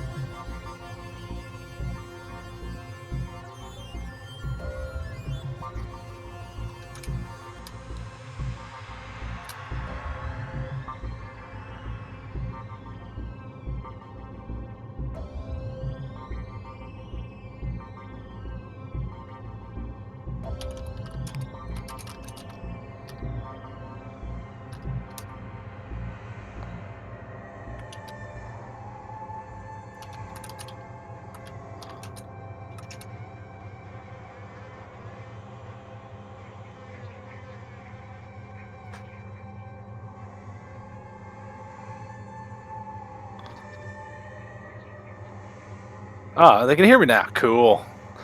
Alright, we're gonna do an AMA. We're killing time, no big deal. This is how we cast the semifinals.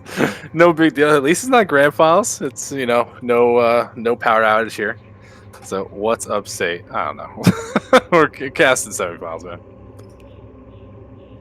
No podcast. No one would want to listen to me talk for an hour, and I wouldn't want to talk into like my monitor for an hour for nothing. No, hard no, Barista.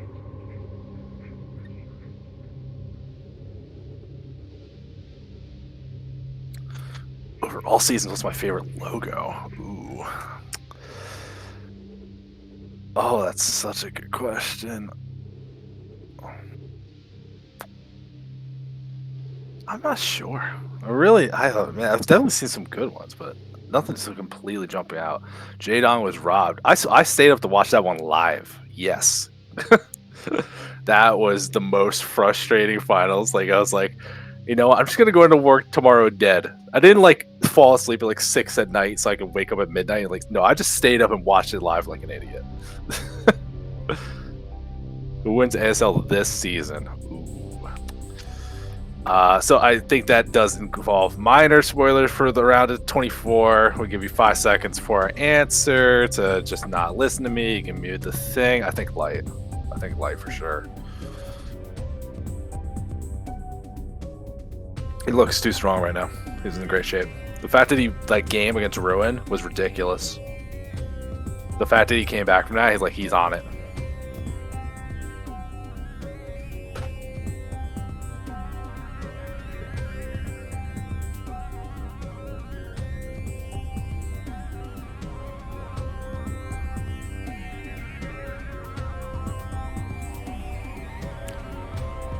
If you guys also, you know, we got a little bit of time to chat, we could hype up Diablo 2. Who's playing? And take fingers out here now. Yeah, spoilers are over. We're done with spoilers.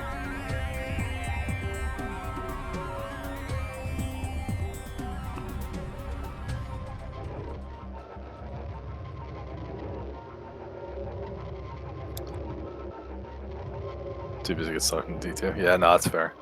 I feel I'm supporting the Blizzard War Machine. Like, I'm going to get on PC to play with my friends, and I love Diablo 3 on console. Like, I got it for Xbox 360. I'm like, this is such a good console game, so I'm going to get it on my Switch too. So I'm going to buy it twice and just like support. Fuck, I don't want to support Blizzard like that, but I think I'm going to. You install Diablo 2 and your computer ran 10 FPS? What the hell? Really? Hey, whenever you're settled in, that means D2 will be there for you. So you're not in any kind of particular rush. Only about to do a new ladder season. Snipe Panda, have you not heard the news? There is a new StarCraft ladder season next week. Officially. Alright, I'm very sorry about that. I am back now. Is this good news or bad news? I'm fine. Awesome. So very sorry about the interruption to the stream. It had to be sorted out urgently. Can we please go back to when I had to go? Because I was not moving the camera. I'm trying to take a guess. I think Just it's around like 7 minutes. Okay, that should be fine. Yeah, this is before the Guardians morph. We can get in. All right, everyone in chat's still there. Leave and discussed. All right, here we go. What was happening? Yeah, He was getting Inspire. Okay, Pandor moving out at this exact moment, just as the Great Inspire is about to finish. Oh, that's right. He's moving to the bottom right, so we were a little bit ahead of this. But that's all right. I guess reiterate what I was saying about how that third base is going to die, but it might be worth it to distract the Terran. Yeah, and I did all this great single play-by-play of like everything happening when the next part happens, and you muted me. I'm so sorry. I tried to mute my rec frame, but I hit the wrong button. I didn't realize till I came back. That's all good. Okay, so yeah, here's the thing. He's going for this Hydrogen, but I don't think this is going to work. I don't think this makes sense, because you've got to get the Hydras across the map, but Pandor can easily put his bio between the Zerg base and the Guardians, and the Hydras will never be able to get across. So if this is what he's trying to do, he's not executing it the right way. Now this Marine... Okay, well, I guess it doesn't really see anything, because the Guardians have started their assault already. His Marines going into the bottom right. They will kill it, but Pandor actually turns around without even leaving a handful of Marines to deal with this base. So that base actually is going to go up unharassed. Oh, this is actually looking really bad for Pandor right now. Now, he pulled his SCVs instantly. It's not like he can't just lift this CC, but if you're denying mining at natural forever, that's not much money Terran's going to have. And look at this, the Scourge coming across as well in case of any wraiths or vessels. This looks so bad for Terran right now.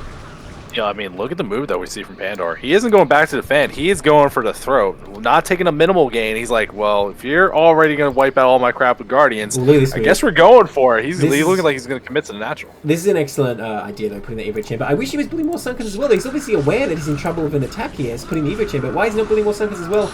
Looks like Zerg might barely not hold this. Drone's being pulled. Yeah, I think Pandor actually breaks through this. And we have a similar situation in the last game, but this time Pandor is in trouble at home as well. His barracks getting hit by these Guardians now.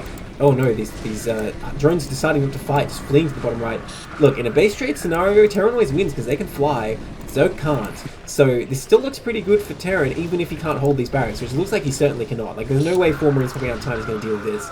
Well, the first Wraith does come out, though. There are Scourge by the water waiting for this to happen, so still can at least slow this down. If you can kill any of these Guardians, that'd be great here. Guardians do move. Scourge are on the way, so that Wraith will get eliminated. A couple more ready, so... But it's still 2-part starport production. You know, you will eventually get enough Wraiths, and look what's happening in the main at this point. Spawning Pool about to die. Hive's going to start taking damage as well. And the droids are just huddled up in the corner, hoping to God they don't get found.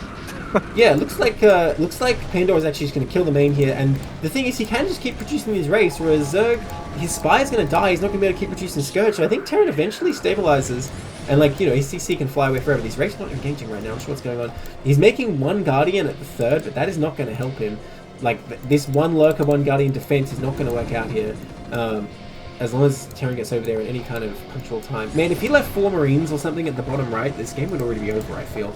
But nonetheless, Wraith's still trying to clean this up. It's still hitting, though. What do you have broken through without the 4 extra Marines? Maybe? Just attacking the bunker. Yeah, I suppose you're right. That might have been a difficulty. Hard to say. Okay, he might be able to burrow on the ramp here, but Zerg, having lost all his tech, he doesn't even have a spawning pool. He's never going to be able to rebuild here. 1 moment. Sorry to pull pause again. Can we just pause it?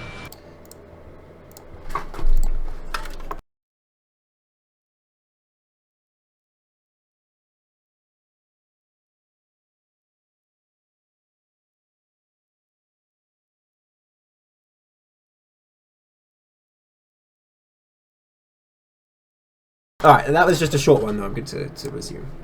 We're good to go? Yep. Alright, we're back in it. Okay, so I gotta say, I think this game's pretty much over though, so we're pausing at a pretty dramatic time. Like, NGZ, I don't even know what he's gonna do with these few units. He's gonna come across and try and finish off the Terran base, but Terran has enough bio here that he can both, like, hit this bottom right, and anything he produces at home will just be put to the defense. And, like, honestly, even these, like, 4 Marines or 4 more popping out might be enough, because it's, like, 4 Slowlings, a Lurker, a Guardian, another Lurker, you know, the Zerg Special Forces coming across here, and 2 Wraiths ready for that Guardian as well. And Zerg cannot honestly, the Wraiths could just go to the bottom right and kill everything. There's no answer at all. They could. It looks like they will. Well, they're going somewhere. Well, okay, if these Marines are like AFK, these Lurkers could do something. Is Pandor paying attention? Oh, he does move in just at the right moment. He only has 1 Comstat left, but he hasn't used it in a while, I don't think. Or has he? Oh no, it's out of energy. But GG, MGZ knows he's not really going to get up there. I like that he was trying to expand as well at the same time. He was not giving up too easily. So that's a 2-0 for Pandor, right? That is a 2-0 for Pandor. That puts Attitude on the board.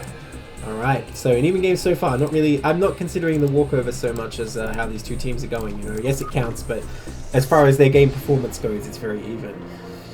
Hey, you can't win if you don't show up. That's right, it's true. You know, that was a very cool strategy. I love that he's pulling something out like that for semi-finals. It's such fast Guardian timing. Now, there's definitely improvements he could make, but honestly, I think it was a pretty cool idea. Yeah, I think you were really like hyping up like, oh, he should add on more Sunkens, but we saw how fast the Hydra did. I think he was like, well, he won't attack me before I have Lurkers ready, but he did. Like the Lurker aspect was only halfway done during the Sunken break, so. Yes. All right, so I guess it's gonna get us into our 3rd set of the night. Yes, absolutely. All right, we've already seen Terran looking quite strong so far here, and we're going to go into a 3rd one with another strong Terran, CPL legend himself, Crazy. So, absolutely. I don't know, maybe the blind pick and what he wants to see happen. Just a lot of Terran victory. He is like not anymore really, but my student. Anyway, in the top right, in the orange, we have Sony, and in the bottom left in the green, always in the green, we have Crazy, the macro beast, as you said. Now, Sony definitely been in a few CPLs. I believe he's come up from Tier 2, was it? I believe so. Oh, so hey, we're in the intro, right? Hank says, "Why is Crazy a CPL legend?" Let's tell the tale. Crazy joined CPL. He's never played Brood War before, but he's Grandmaster in StarCraft 2. He was Tier 3 for like the worst 3 weeks of Tier 3's life. They got promoted. Yeah, that's right. He got promoted like almost immediately to Tier 2, and then next season starts Tier 1. Now he's in Tier 0. He's like flying through this, and the idea for Crazy particularly was his macro is so good. It's ridiculously good, but he just doesn't know Brood War. If you throw him off balance, like weird builds or situations he's not familiar with, you can beat him. but he's been playing for a while now. That's less and less true every game he plays. So at this point here, I think two facts. So hold on, how do you say that name? just Sony. Yeah, we'll go with Sony. Sure, I think Sony's really up against the wall because it's not like you can be like, oh, I got like this 2-hatch lurker, I got this 2-hatch mute time, and we have turrets in time. Crazy doesn't make those mistakes anymore. Sony, can you confirm for me what tier you started at in CPL? Because I'm trying to remember. But yeah, Crazy is the kind of guy, it's never going to be like the game ends, you're like, oh, he lost because he had 1,000 minerals in the bank. That's not going to happen. It's more like, well, he was maxed for the whole game, but, you know, something else happened. Because he will macro incredibly strong. Now, Sony, I can't say I've cast that much, but I'm sure have their own strengths in tier 0. I've already thrown all the crown builds at Crazy, says Hangs Cat. Yeah, I know. And when we used to practice TVT a lot, I tried everything in the book, so I kind of exposed him to a lot of things. Okay, looks like Crazy's going to go for the 15cc here, not actually taking gas, despite doing this low ground wall here. Now, I know I mention it every time, but I'm not a fan of doing this wall if you're not doing mech. We'll see how it goes. Yeah, which Crazy, I've seen him do both, but I think he definitely does bio significantly more here. But the way he's built on minerals, is this can just be for a very fast CC? Yes, absolutely. I mean, he wanted to scout this hatchery first. Of course, he wasn't hatchery first. You immediately have to put down that depot and start making marines. But given he sees it, he's fine to do this. And of course, because it's 2021, Sony going for a 2-hatch build. Because of course. I wonder, will he go for lurker here? Because again, this wall, I think 2-hatch lurker very strong against this wall. Makes it a lot easier to attack.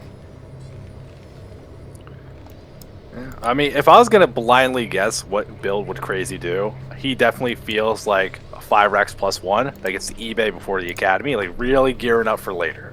Well, you can't do that against 2 hatchery though, because the problem is you have mutas in your base before Stim and Medics are out. So either you have to build a ridiculous amount of turrets, which Zerg is winning anyway because you spent too much money, or you had just die because you can't actually defend with regular Marines. This is if Zerg, you know, knows that in micro, of course. It's not just like an auto win, but it's just generally not what you want to happen. So you must get the academy against 2-hatch builds like this. Now he's going for that variation like last game with the second barracks first, but I think we'll see gas in academy very soon. Oh, this SCV doing its best to stay alive. So far so good. He just see the layer timing, so that's good. Now we're seeing no link speed again. Is that just what you do now? Is link speed not a good upgrade anymore? What did I miss? Whoa. I mean, the Lings are just a bad unit. Being faster. Excuse me, Protoss player. Excuse me, Protoss player. What the hell is? What world am I living in right now? Okay, there we go. I'm gonna clip that. Someone clip that for me, and I'm just gonna like link it to Sate Zero anytime he's complaining about balance. It's so clear out sarcasm. Doesn't matter. Taking everything out of context here on CPL. So yeah, like I was saying, Sony's still no link speed here, so he must have something planned now. We don't see a Hydrogen, of course. Spy not even down yet, in fact. The Academy not very fast for Crazy either though. He's really just going for a more economical, like, build many Marines type build. Okay, there goes the Spy. A little bit late, but nonetheless. And look at this, another scout coming up for Crazy. Gonna check the third bases first. You have to be very careful in space about the top left, of course, because double gassing, if Zerg has it for a little while, they can mine a lot. And there's all those bases around, like in the bottom right as well. Just gonna have a look, see. Don't forget the 12. Yeah, I don't think Crazy's going to be able to hit the stim timing here, just with how late his academy is. Now, you can just kind of come across without medics and stim and kind of show up with marines. That window is closing, of course, especially with this sunken done. Like, if there's a single sunken, like, you can't do anything with marines there. This SCV actually going to get in here. Sees the second gas, which is pretty indicative of Mutalisk. I'm not going to be denied from getting into the main, but he confirms there's no Hydroden down here, which is very nice. So then you just spend one scan and you know definitively in the main what's there. Yeah, it seems very reasonable, and we are seeing eBay being added on now. It should be able to get turrets up in time. Eclipse is a long map. It's pretty yeah, dicey. Narrow timing there. But the thing is, Sony did put the Spire down like about 5 seconds late. And look at that. There's that top left base, by the way, that I was expecting. Now, I think this shows that Sony wants to just make a lot more Mutalisks. We saw a scan go down in the main. Like I was saying, he knows he's already scouted the natural, so he sees everything in the main, sees that Spire coming up. But like I was saying, I think the fact he's taking this top left kind of says to me that Sony just wants to make Mutalisks and more Mutalisks, because if you have all that gas, it's good for that. And you don't need to worry about whether or not there's ramps if you're not using lurkers, right?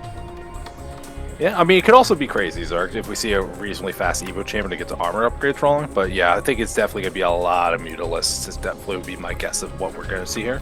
Yeah. Well, I want to see the micro then. And look at that. He's got a nice, like, barrier here at the front. It's very interesting. I'm intrigued that he spread the lings out like that. Now, Crazy's got his stim up. Turrets, very minimal. Going into 4 racks as well, it looks like. So theoretically, you can put the pressure on the Zerg and stop them from coming and harassing you too much. But I feel like this turret's just a bit too light. Like, Mutas can easily harass down the natural, they can run in the main and do a lot of damage. And he's got, well, he does only have one sunken at home though, so it is dicey. If Terran starts moving across, he will have to respond with only one sunken. Well, let's see. But yeah, look, this natural is not really defended at all. That turret's kind of just an ornament at the top. And Zerg knows it. Like, he can get great damage here.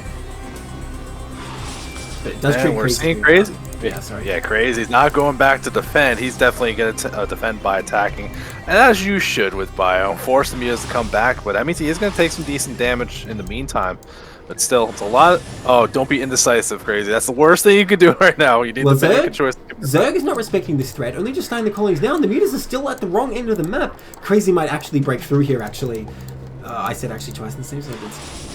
This is actually very dicey for Zerg right now. Now, these Sunkens are going to be on the way, but I don't know if they're going to finish time. Oh no, Crazy not going for the natural, instead going for a 12 o'clock base that isn't even there. This could have been way worse. Like, look at Sony. He's ended the game. Like, Sony's effectively supply blocked right now. There's no overlords being made. Ooh. Well, if he just wants to make Sunkens, no big deal, right?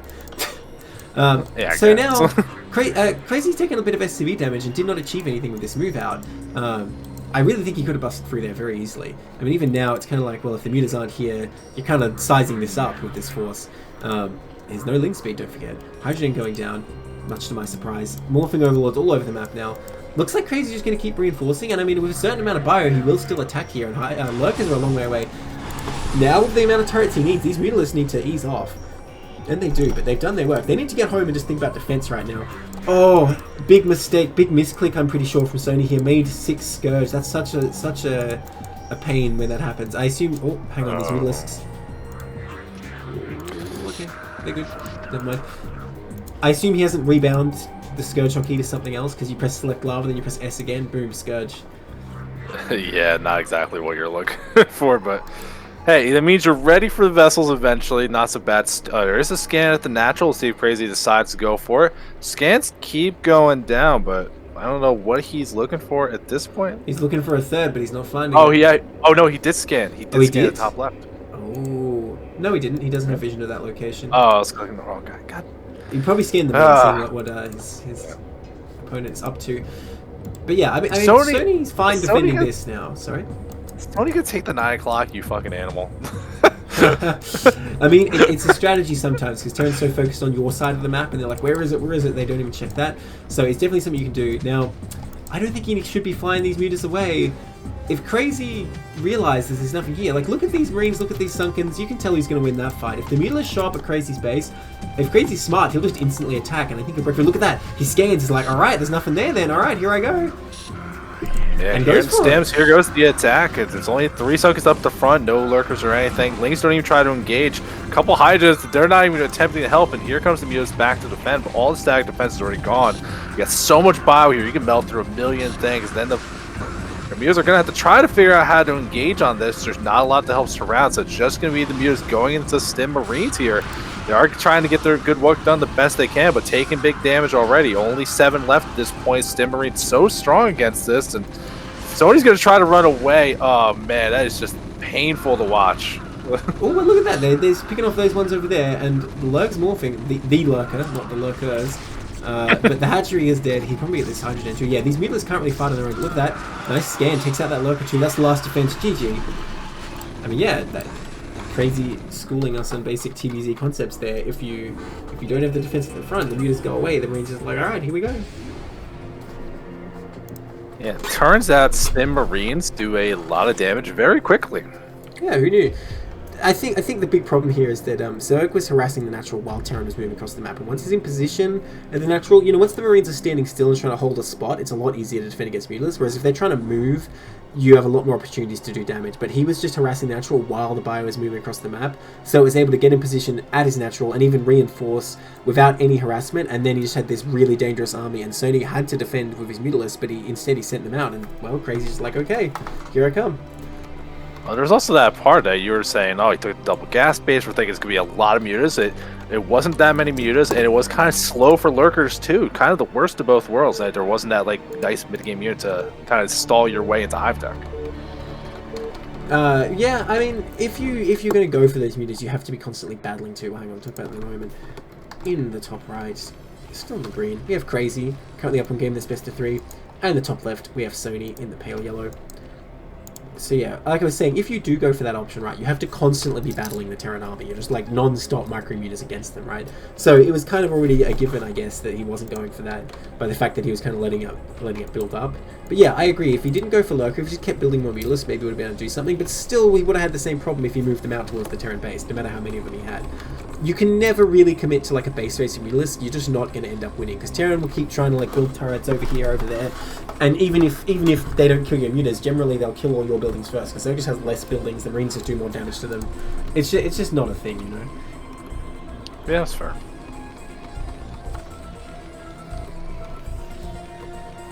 So, I mean, we've seen a lot of standard play so far tonight. Is there anything crazy you would want to see? Not from Crazy particularly, but from either player to kind of shake things up as we... I want to see the 2-hatch Lurker. It's popular in Tier 3, 1 and Tier 0. Come on. And look, honestly, I think Crazy's a bit weak to it. Yeah, that could definitely be possible. Crazy in chat, I'm calling him out. When I play you in ZBT, that's what I'm going to do. Well, look at that. We do see a 9 pool. So, there you go. We're seeing something. Yeah, and it is that Overlord going in the correct direction, so, you know, maybe what you want to look for here. Crazy not trying to wall off the ramp in any kind of form, unlike what we saw last game, so you're not going to have the buildings in that great spot, and this barracks is way off in the distance. So, well, no, this is fighting spirit, remember, so the ramp is just, yeah. I was thinking it was polypoid for a second, too. I'm like, wait, what? Why is it building up there? But no, Crazy wasn't doing. But yes, look, I wouldn't say Crazy is weak to this necessarily. We'll see. Like you said, you want to just try and throw him off. Now, we don't have a gas, right? So it's going to be 6 slings, then a hatchery following it. Which, you know, it's not exactly like strong, but it's more just like kind of tricky for Terran to deal with because you're not sure what the time is going to be. You have to deal with the sling pressure. We'll see how it goes. But in general, you know, if Sony's asking me like how am I going to do this series versus Crazy, I would not recommend a 9-pool. And he's going to scout it first, which is very unfortunate for Sony. I'm not sure how much I like the 9-pool without the gas. I know it does give you the hatchery way faster, but I feel like, you know, you just kind of commit to the 9-pool speed and brace it all the way. Yeah, okay, Terran hesitating here. No Marine, no depot yet. Okay, there goes the Marine. Now, I think Zerg, yeah, Zerg knows where his opponent is spawned, so he can get across right away. Yeah, look, like I said, it's not like it's strong at all. It's actually just, you know, materially weaker, but it's like gives Terran kind of a set of problems they have to deal with, and if they don't negotiate them perfectly, you can still get an advantage. So, we'll see how he plays this. With just 2 SCVs in the ramp, Zerg will definitely break through. He's bringing a 3rd one. Or is he? Oh, he's going to put a CC there. Yeah, I don't know. This is very dicey for Terran. Just 2 SCVs? Okay, there he goes. Bring more now. I guess just put those 2 preemptively. Okay, now he'll be fine. Bringing them at the last possible moment as well. Very nicely done. And yeah, Zerg's not going to try that. He's just going to accept that, you know, Terran's going to mine a little less and let him take that. Putting the CC on the high ground, which, you know, I'm not sure I agree with, actually. I think when you're in this scenario, you can actually kind of extend down there when Zerg's got this hatchery right away. You can see he's not making more lings. With this many SCVs in Marine, you can actually extend down here, start putting the CC, and like the lings cannot really get a good engage as long as you keep the SCVs there. What do you think about this 3rd hatch down at the bottom left from Sony? Like, kind of dig it. Like, it's so far out of the way, Crazy. I don't think it's gonna know to scout for that. This, like, you don't have to do a weird build and a weird attack to throw your opponent off. Just expanding in a weird location. Maybe Can you they don't describe scout to me the TVZ where you're playing against Crazy and you win because you had a hidden base? Because I can't really picture it, to be honest. I think if you go Crazy Zerg, can you think you're on 3 base, but you're actually on 4? You go Crazy Zerg? Okay, sure, but he's going to have like a lot of Marines and good upgrades. I don't know, you're going to have to really pull it off well. Okay, Hydra. Ooh, well, hey, yeah, see, mixing it up the way you're at least talking to... Well, hold on, there's no lair yet. Hey, I mean, Hydra's technically a unit, although in this matchup, sometimes I question that. Yeah, I don't know about this. It's not like his opponent's going mecha or anything. Hydra Bus is not going to be a thing. I do think this is a very weird option. Maybe he's just trying to throw his opponent off, like by getting it before he starts the lair, trying to pretend he has a lair when he doesn't. I don't know.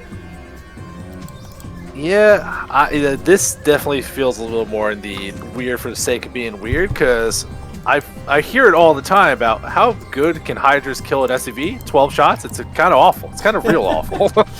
What takes more than 12 shots to kill an SCV? My god. A broodling, I guess. But yeah, no lair still no lair. So he's really droning up hard. I mean, he has to get back here, I guess. But Terran's got his 2nd base.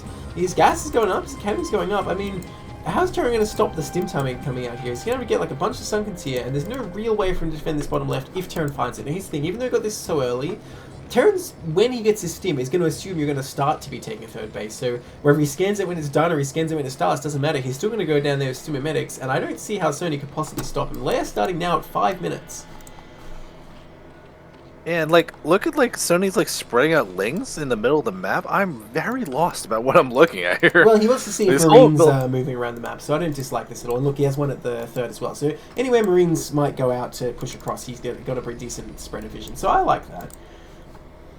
I mean, I think the bottom left is like you're just giving away. There's a base over there. Well, that's a good point. It's not like you're going to be able to do anything about it if you see them there. But yes, the rest of them I like. Okay, Ling speed coming down though, so that gives me hope.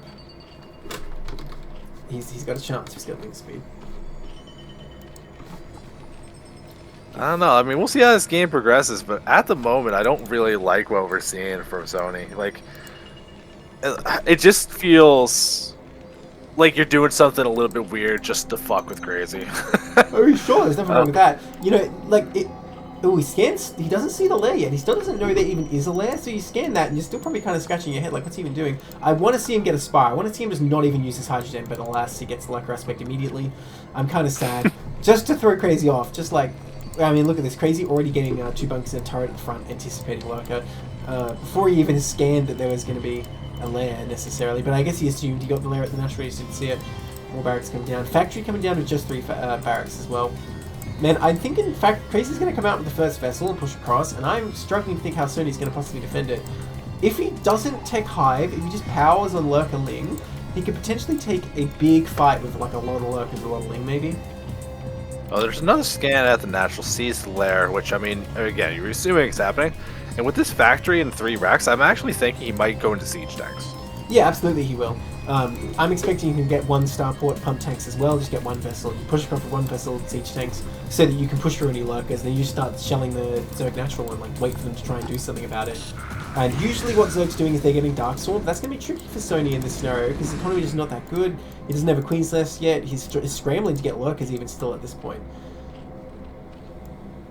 Yeah, I mean, we'll see how this progresses. At least, like, if Crazy is kind of being conservative, doesn't like get any big attack, which there is 1 SUV kind of moving across the map, and I hear a lot of scans going down. He's rechecking the tech in the main, which no Spire, but still no Hive as well. So, I mean, he's getting an idea. If this SUV, finds a Ling on the bridge, gonna find this 3rd base that's just kind of hanging out on the bottom, and that might be the opportunity to put some pressure on. But well, Lurker aspect is complete, and well. Oh, he morphed the wrong lurker first. You want to morph the back one first. But anyway, the thing is, that's not actually that surprising to Crazy, probably. He's probably thinking like, oh, well, he's just taking his 3rd just now. But little does he know it's actually been up for a while. Now, Zerg hasn't really minded any gas from that, but it has allowed him to drain off a bit more. He's got a bit more minerals. Like I said, I'm thinking the best option for Zerg here is to make a lot of Zerglings and as many lurkers as he can and try and take a big fight of the map. Oh, Ling counterattack coming in here, but there's 2 bunkers up, decent SimCity. Oh, there's not much in the bunkers though. These Lings just running right past, or at least most of them do. Well, this could do quite a bit of damage, actually. This is quite annoying for Terran. Going for the mineral line, though, I'm not so sure. Ooh, that is not what I expected. Vultures and mines. well, what would you want to go for here if you're not the mineral line? You get into the main. Like, well, you just deny these SCVs building stuff. You try and like pick up a depot or 2. Like the SCVs can mineral walk and like crush a small amount of Lings, right? So you just kind of like pick off these outlying SCVs if there's like a marine on its own, that kind of thing. So unfortunately, I didn't really get much value for Zerg, and these lurkers are trying to get in here, but there's nowhere really for them to go. Crazy's positioned already, and like even if they got here, like I was saying, there's 2 bunkers. Well, there's nothing in them though. I'm very surprised that Terran went for vultures and mines here, though. I mean, they do shut down lurkers, but in the long term, you can't really push across the map with those. Look at this. Sony's scouting with this Overlord. Kind of nice that you can get to see this. I think he's waiting till Crazy comes across, and he's going to immediately counterattack with these lurkers. Oh my gosh, he's got Hydras too. Well, I mean, Crazy saw the lurkers. They were pushed back a little bit to the left, so I'm actually not sure who was like posturing in the middle of the map first for that. We are seeing Hydra speed, so actually I think Sony's going to lean a lot more towards Hydra. The fact we haven't seen Queen's Nest, maybe this is going to be a Hydra lurk, which that's expensive. I would love to have seen a 4th base if that was going to be the move. So the whole thing's kind of just throwing me off a little bit that we're not seeing like an Evo chamber for range upgrades. And if all this is going to be kind of the attempt, finally Queen's Nest going down, but I don't know, like the whole build just does not make a lot of sense to me. Crazy's got good bioforce in the middle of the map and scans the natural again. He keeps looking, it's like, can I attack this? The natural looks pretty strong, and ooh, look at Sony's army movement down to the south side. This could put Crazy in a bad spot if he does try to engage. Good chance for a flank. Yeah, well, the two things about this is Zerg really needs upgrades with Hydroloka. Hydroloka really relies on upgrades, and like he's still just getting like his Hydrolist upgrades, not his attack or armor upgrades. But at the same time, Terran going for Vultures is not what you want. You want tanks against this. 2-factory tank with Bio is generally the best thing against Hydroloka. Now, he's going to run smack bang into these mines, unfortunately. Or is he? Oh. Okay, the Vulture's going to see it. Oh, that's actually pretty huge. And he's going to run into the mines. Oh, no. Oh no! Hydra saved the day. Hydra saved the day. Okay, but the Bio's in position here, and he can't take this fight. He will get slaughtered, so he does run away. But the Hydras are too slow. They're slowing down the lurkers. He tries to burrow them. Ooh, scan a bit slow, actually. So some damage goes down. Still loses a few lurkers. Honestly, he should have committed to the fight in that exact moment. He probably would have crushed it. Nonetheless, he's maintaining his third base. Honestly, given the open of a 9 pool, Sony's doing a decent job staying in this. But like you say, he does need a 4th base. You're absolutely right about Hydroloka. You need to just take another base there. Evo Chamber's finally coming up. It does still feel like they're late, but yeah, double Evo going to be able to catch up here. With the Hive now halfway through, if you do decide to go for some of these upgrades, maybe you can later transition into your Ultralisk or something like that. We'll see. Crazy is posturing forward, and Sony going to try to move again through that bottom side. It's not a lot of force, and Crazy's army at this point looking really intimidating. There's no lurkers at this natural. It's just stacked deep. I think it's enough, though. With those Hydras backing it up, I don't think Terran will break through this. Yeah, that kind of sucks, though. So a bunch of Hydras trying to counterattack, but running into mines and getting cleaned up on marines, achieving absolutely nothing. But hey, that lurker... Oh, there's lurkers up there. Oh, I didn't see that lurker. Oh, it's underneath the Overlord. Yeah, very nice move there. Very nice move. So yeah, defends that easily. All those Sunquins as well. I mean, you're pretty secure in this location. And now these Hydras come out and actually take a fight, I think. And they're going to pick on this small amount of bio. They need to get them all together, though. In small numbers, they just melt, of course. Man, those poor medics. Crazy's going to move a small force down to this bottom side, see if you can get something done here. Hydras do move out and meet the army there.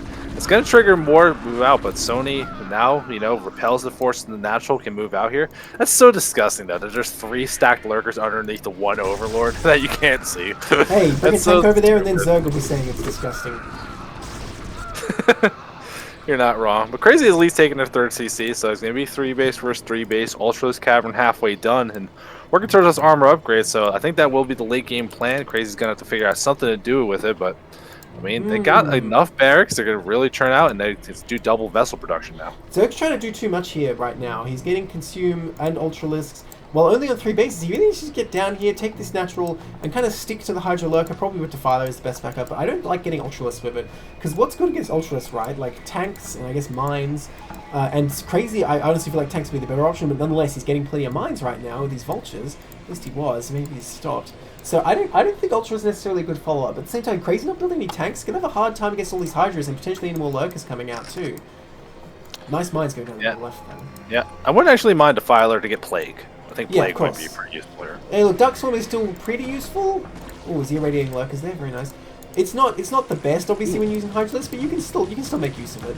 Look at Sony's army placement. Kind of cut off the reinforcements. This is not bad, but that means all the armies away here. That's going to trigger Crazy to try to go forward. There's a Nihus way forward in front of everything, and all seconds that's still alive. But can he actually hold this? Yeah, that Nihus is just bait for the Terran army, to be honest.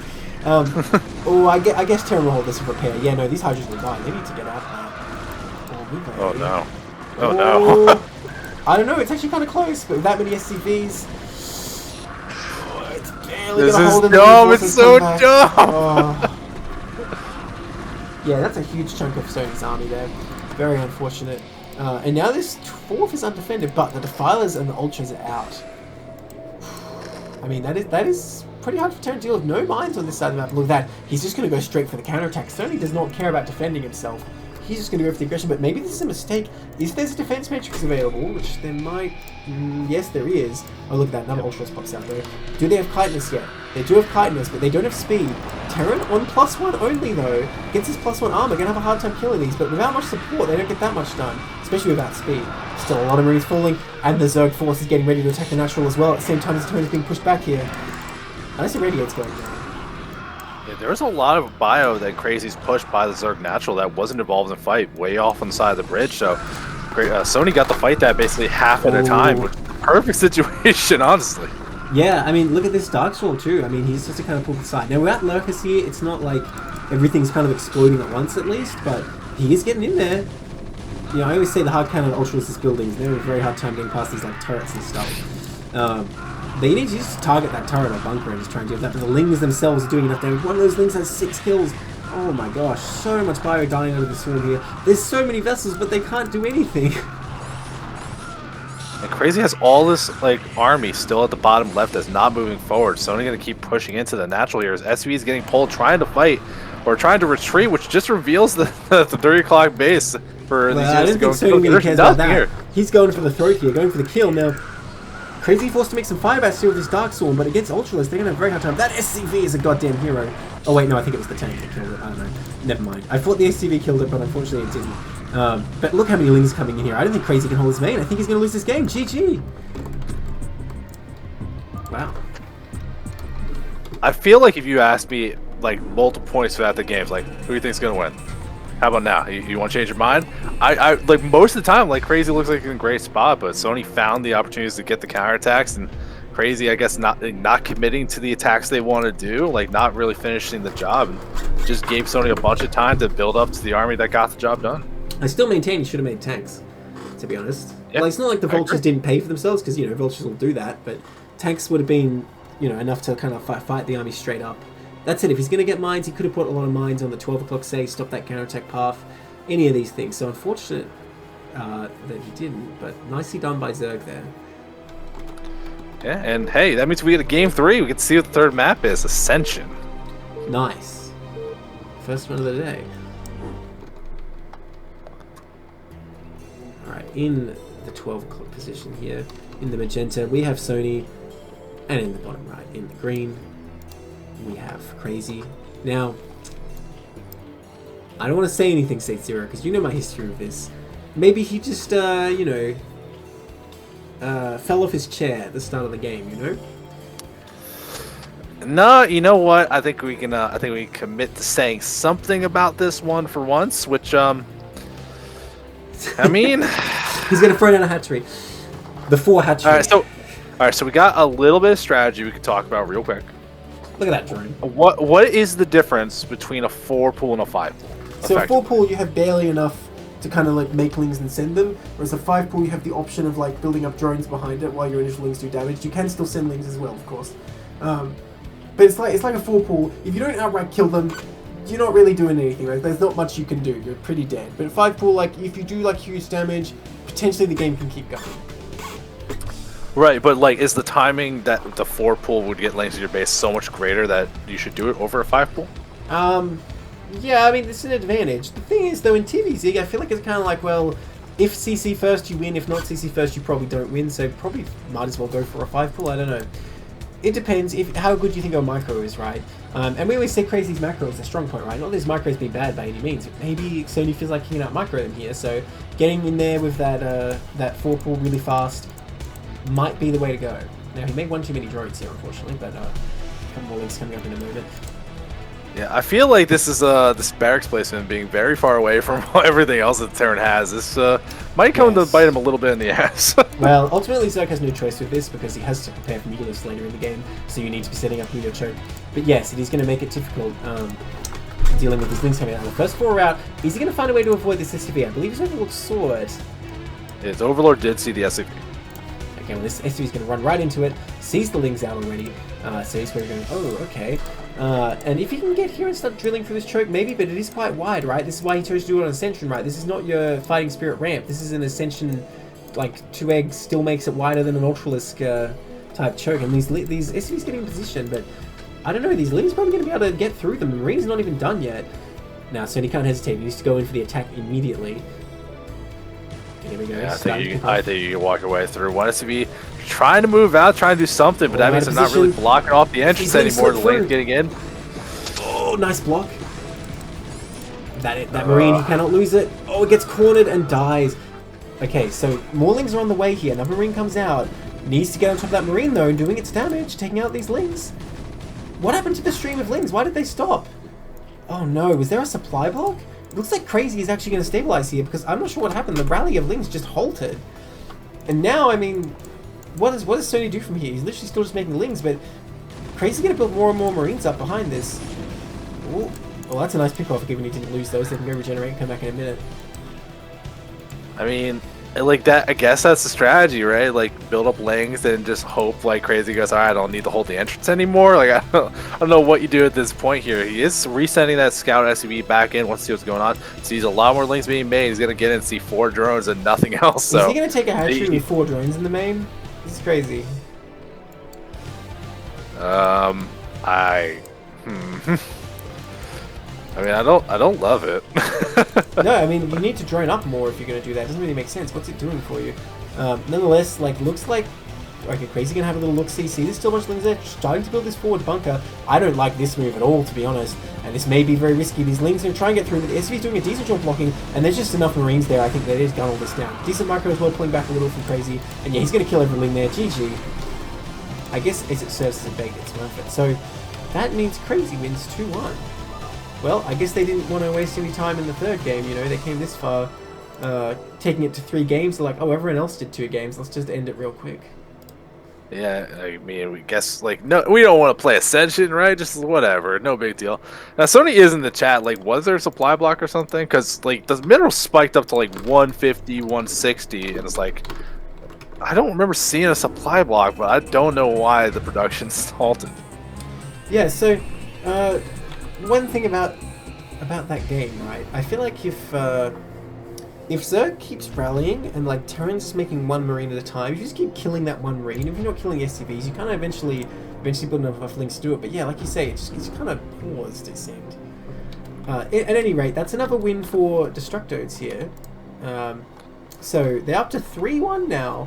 Attitude Plus needs to get some of their own back. Well, like I said, I'm rooting against them. So, you know what, the Toads can do as well as they would like. We gotta fix that curse, man. So, seed number 1, they're gonna start being an underdog the way things have been going. Alright. So, this is our final series of the night. We have Vermin in the top right in the grey, and Toodle Toodle, aka Doodle Doodle, aka Gay Pig, in the bottom left. How many AKAs does a man need? I still haven't asked him, but I really just want the story of Toodle Toodle to be like, oh, I'm playing Terran, so he switches to T's. Like, that's I really want that to be the truth. Because he was playing Protoss before, right? Yeah, he was Protoss before. Alright, we have Vermin for DestrucToads, and you know, nothing against DestrucToads since they're like, you know, the favourites, of course. I want to say they're Vermin, you know, I want the other team to win. And Doodle Doodle for Attitude Plus, of course. Yeah, you know, I actually, like, as an aside, before we really get into anything important, I don't see a lot Gray, and Gray Carbot looks phenomenal. That's such a, I gotta start playing it with Gray. It actually looks really good. Well, I can't judge Carbot, I'm afraid. I have to just look at these terrible, terrible normal graphics where you don't have unfair advantages looking at lurker eggs. Every time it's gonna happen. I need to find like something that Carbon does worse to even it out for you. Like that's like harder to play with. Well, how about Dark Swarms in Carbon? They look fine. Okay. Same thing with like Psionic Storm. Like the range looks clear. Like it's you can tell where things are heading. Like it's. So what you mean? Yeah, I haven't. Yeah. Yeah, it's more defined of a circle. So like I guess it's a little easier to tell where you're hitting or how to get out of it. Okay. What about like EMP? Like how easy is it to tell whether something got hit by it or not? Because I can never tell. I mean, about as easy as normal. Like not especially either way. Okay. So we have gas coming up, by the way. Gapig going to give us a nice variety here after we saw those bio games. It's like, alright, now this is the other thing you can do. Take this gas. Now I like the link proof wall, or potentially link proof wall if he decides to make the depot there. You know, you get your Vulture out, put a bit of harass on, presumably going to go for the expansion here, and get those Goliaths out, because that's just the most common option. We don't see much of a kind of mech play these days. Okay, is he going to come up here though? And it's my new catchphrase. Because it's 2021, of course, it's a 2H build. I mean, is that going to stop being true in 2022? Like, is that you predict the meta shift? We're going back to 3 hatch. Well, more just like it wasn't true in 2018 or whatever. You know, in 2022, people will be doing 4 hatch builds. Oh God, I hope not. Well, I'd just be like, What is that, like 4 hatch before gas, like that hyper greedy build? Look, if you extrapolate from like 2000 or whatever, when people playing on one base and Zerg would go like 1 hatch lurker every game or something, you know, that's where we're heading. The grim future where Zerg like maxes on drones before they make any actual units. Yeah, that future exists. Call StarCraft 2. I was about to make the exact same joke. Okay, you know what? You know what? CPL casts aren't just a Terran and a Protoss complaining about Zergs, it's also complaining about StarCraft 2. I don't complain, but I like StarCraft 2. What's wrong with StarCraft 2? Well, I like it, but I always like to say things like, you know, what if they gave brutal units AI? I'm like, yeah, they made that. It's called StarCraft 2. It didn't really work out. Now, see, I think we could ask a lot of Zerg players here. Would they rather play StarCraft 2 or deal with the Glide build that it looks like we're about to be seeing here? Factory is about to be completed. First Vulture's out, and no, this is not the Glide build. Well, actually, I suppose he's against CC. All right, maybe it's just a mistake, but you're not supposed to be mining gas here. And you can see he has a big gas spec he can't spend. So, okay, he's going for the Glide build, but slight error there. I thought he might actually go 1-1-1 when I saw that gas, but alas, not to be. You know, I think I've seen a couple people. I usually see they full pull off the gas, like you're right, but I definitely have seen some people up. I think it depends on if they are intending to maybe mix in a siege tank or two, or really like get upgrades rolling super fast. I'm not really sure what the logic is, but the armory does go down, so we do see what we're anticipating here. And with the lair now finished, where's the spire? Where's the tech? So Vermin's like making an active decision to not use the lair that they rushed so quickly to get. There's the spire now, but definitely, you know, precious seconds early in the game. Well, maybe he's just thinking, well, you know, Terran going mech here, it's not like my muted timing is going to be that threatening. He's going to have his Goliath range. Well, actually, that said, this is kind of late since he got 2 vultures. He's going to have his Goliath range, he's going to have his turrets probably, so you're not too fussed about getting his fussed with that, going up to a 3rd hatch right away. So I think we're going to see, like, say, maybe just 6 Mutalisk, then a Hydra transition, is what I would expect out of Zerg here. Yeah, I mean, it might be. I still want to see more Zerg players play this. Like, we've seen it a couple times where they play it like they're playing against Protoss, where they just like really like big Hydra play, get up your bases, get up like a big economy, so you just kind of overrun the ground. I like that style. I think it's really cool. Absolutely, I think that's the best way to play it against this Goliath build. Now, Terran getting +1 weapons here, that's very interesting. I guess he's already not anticipating a big commuter play, maybe seeing that 3rd hatch already kind of told him that. Yeah, they're actually getting mines before range too. Oh, I don't know about that. But I mean, Zerg isn't saving lava, so this might work out. No, I'm pretty sure Zerg's gonna make at least a few Mutalisks. And if you don't have range, he doesn't even have an eBay yet, actually. So Sun Harass definitely could go down. He only has a single Goliath. Ugh, I don't know about this. He's making 3 Mutalisks. Only making 3 Mutalisks, so maybe it's alright. Because yeah, I assume Zerg would be going with a pretty minimal investment into Mutalisks here, which is what we're seeing. But is it minimal enough that he can get away with this? Well, I mean, the mines are not finished, so you can start mining up these expansions, make it annoying for Vermin to get any more bases if that's the path they want to go, which we are seeing, yeah, quick Hydra then behind us, so it looks like it's going to be a transition, and we already see the Evo Chamber researching armor, like, pretty quickly here, so I wonder if that is indicating Ultras eventually, but you're going to have to get the expansions to get that money up, so we'll see what it ends up being for Vermin. Yeah, I don't know about armor. I'm not sure. I presume it's better against the Goliaths to get armor than to get attack, but I mean, against tanks, obviously it doesn't matter at all. And I would have said attack is good against tanks, like good for hitting everything else as well. So I'm not sure if that's what you're supposed to do or if that's just a bit of an out there play, but nonetheless, it's a useful upgrade. Upgrades everything. And yeah, the Hydra's starting to come out already. Looks like he's just going to make these 3 Mutalisks. Which, you know, I like doing that way because you're just making Terran make the middle defense. Look, Terran does have a turret up, getting a couple more. In fact, getting 3 turrets at the natural, forced to get Goliath range as well. These meters just go straight in the natural, just making sure Terran knows they're there, I guess. They need to pull back though. Even without range, these Goliaths will beat them, and they do pull back. Although he's kind of giving away that he's only going to make these 3 by like not even microing them and like kind of just going in and out. So I feel like Terran's going to have a pretty good idea what Zerg is doing here. Oh, didn't deny that 3rd. How did that happen? I thought the Vultures were on deck for that. The Vulture that was there went down to the bottom right to mine that, so that was the opportunity. Oh.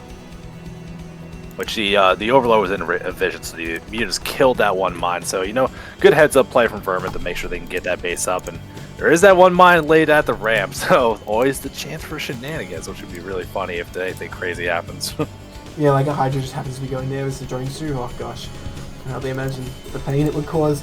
Okay, these Mutalisks just cruising for this Vulture though. It looks like they're not going to kill it. They're going to let it live for another day. And we are starting to see siege tanks get added in as we're seeing a big transition to Hydras. It makes a lot of sense. +1 is now done for the siege tanks. So, actually, Yeah, like, is there a level of upgrades that siege tanks one-shot Hydras? Yes, if they have +2, because wait, no, that's not right. What am I saying? Yeah, no, if they have +2, they would. Now, he did get an armor upgrade, right? So it's going to take +3 for them to actually one-shot them. Thing is, when you're in this Goliath tank fight, it's not that critical because the Goliaths, you know, will just hit them once after that. And it looks like they're going to try and be aggressive here, but he needs to be careful. Doesn't want to lose too many Hydras here, because yeah, that tank in the back going to make the difference. Oh, surprised he's still going with this when he sees that tank. The Muta's going to try and pass it on, but yeah, no, they're not going to do anything here. Trying to run forward, just blows up on a mine. I mean, I don't know, this is way too aggressive from Zerg. Terran can easily hold this off. Yeah, even pulls the SUVs just to make sure that the pathing's a little hard. You can't dive in on anything crazy, but this just buys all the time you're looking for, right? 12 o'clock got finished up here. We haven't seen a move towards getting like an extra Evo chamber, working towards Hive, taking that 4th base, but still, Vermin, like, they went for this big attack, and the fallback plan, like, if it doesn't work out that great, doesn't seem super awesome. Yeah, what is with the carapace upgrade, the air carapace upgrade? Like, is he going to start making mutalisks again? Maybe he's lulled him into a false sense of security, but I mean, Terran is making a couple more Goliaths still. He's not going to fall for that. 3rd gas coming up too. That says to me he's definitely going back into mutalisks. But I don't know if it's going to work, because he's thrown away 3 of them already. He's not been producing them this long. How is he possibly going to get enough to stop this push coming up? This feels like a worse like mini game when you play a PvT. You're like, am I building carriers? Am I not building carriers? Am I building carriers? Like, it just seems like a way worse version where you're just playing check and it's like, well, let's see if you have the anti-air because you're revealing all your cards. And end of the day, it doesn't even matter. Toodle could just go towards Radiate and he covers everything. No, look at this base though. There's nothing to stop these drones going down. Oh, this is actually pretty good. And with +1, it actually makes you kill these drones a lot quicker as well. Or does it? That was a random miss chance there. Wow. But yeah, that's a pretty big blow for Zerg actually losing this, because he's not been droning very hard. He made all these Hydras that he lost, and now he's like looking at making all these mutas. Is he morphing mutas at that base? Oh, that's a big mistake. Yes, he is. Yes, he is. That is a I just looked at that. mistake. He's going to reveal it. Oh, one gets cancelled too. He reveals it to the Terran. That's all the Terran needs to see. So, I don't know about this. Terran's just sitting here like watching Zerg do this and that, not really probably worrying too much. Because yeah, Zerg's only mining on 2 bases. He's not doing anything with his 3rd now, and he hadn't joined it up that much earlier anyway. See, this is a painful Zerg. Yeah, up at the 12, I just learned that you can delay mines to kill larvae. I actually didn't know that. And eggs. That's the main use of that. Thing is, larvae come back for free, so why would you do that? It does hold production, but yeah, it was kill these kegs. There's a lot of mutas up at this natural, but still playing Goliaths here. +2 armor's about to finish. It's not quite yet, so if there's going to be an opportunity, I guess this is it. It's only +1 but still, by the way, but yeah. No, for the neck, but that was +1? Oh, wow. Yeah. It does just finish though. Well, these mutalisks are doing a decent job, but there's a lot of Goliaths back here. He just doesn't have quite enough. Zerg probably misjudging how many Goliaths there actually still were. Gonna come in the main here, and like turrets don't come perfectly, but the Goliaths have a lot of range. That's kind of their thing. And yeah, that mineral line covered nicely this turret, and the Goliaths will get back here and kill this. He's going to lose all these mutas if he's not careful, because how's he going to get out of here now? There's so many turrets in the natural. Oh, he's going to take big damage flying over this. Oh, the Goliath's hitting him as well. This is brutal for Zerg, honestly. Trying to get 1 tank, but will he even get 1 tank? I guess he will. Not worth though, for 10 mutalisks over many he lost here. Yeah, you can see he went back into making Hydras. They're moving across the map. Like, this does feel exactly what I was talking about, like playing checkers. Like, what defense do you need? But Tool just has enough army to do whatever he really wants to at this point. The supply lead's starting to get really out of hand. Still so many extra workers, and with that 12 o'clock base getting wiped out, it's basically 2 base versus 2 base. Like, where's the advantage you see for Zerg? And this 3rd base is just a token for Zerg. Like, it looked promising early on that he was going to go into this big macro style, but now he's just had this 3rd base sitting here, has not made any additional drones, has just thrown units at the Terran effectively on 2 base, and you're playing 2 base versus 2 base, Terran is always going to crush you. I mean, look at this army. Well, how can Zerg resist this now? Like, does he even need to siege? Looks like Terran being very conservative, they're going to take the 3rd. Might be missing opportunities to end Zerg's life, but if Zerg never built any more drones, I guess it doesn't really matter how long Terran waits. Yeah, not particularly. I mean, you can just wait on upgrades, keep building up. We're seeing more factories get added on, and CC's done flying it over to the 9 o'clock here. Vermin has some Hydras trying to push forward, but like it's just Hydras. Like there's nothing, no finesse at this point. There's just so much muscle behind this Terran army. Like, how do you fight this? That mine. Oh my god. Oh, he's just rallying them in too. Oh no, they're getting slaughtered by these tanks. But hey, he's going to delay the CC a bit with this little move. Again though, with no drones of his own, I mean, what's the point of this ultimately? Terran will eventually take this. Terran will eventually be maxed. Man, Vultures at the natural too, look. Past all the defense. There's one sunken, who cares? GG, Vermin doesn't want to deal with that. You know what, I don't blame him. I don't blame him. When I saw that, I'd probably want to leave the game too. Yeah, I think this is a lot of time we're going to let you pick groups after watching all this Terran play. Terran dominance, that's right. Always a fan of seeing good play, but Vermin looked very unfocused. I don't like this style that he was going for that didn't hard commit to something. He wasn't like big on economy. He was big on the Air Force. Like, oh, I'm going to get some like tech and some spell. It's just he got units, like a little bit of everything. That's just like that kind of build is not going to beat like big Terran mech army. Yeah, well, the unit you need is drones, right? That's what it comes down to. But yes, ultimately, not able to put the aggression on there. Alright, so going into game 2 now on Fighting Spirit. In the top right, oh no, oh good. In the red, we have Doodle Doodle, and in the bottom left in the blue, we have Vermin. So, yeah, he was trying to like pick off stuff, trying to make good attacks, but Doodle Doodle looked pretty solid, just building his stuff, you know, not having to do anything. And the Vulture Harass was really key there, for sure.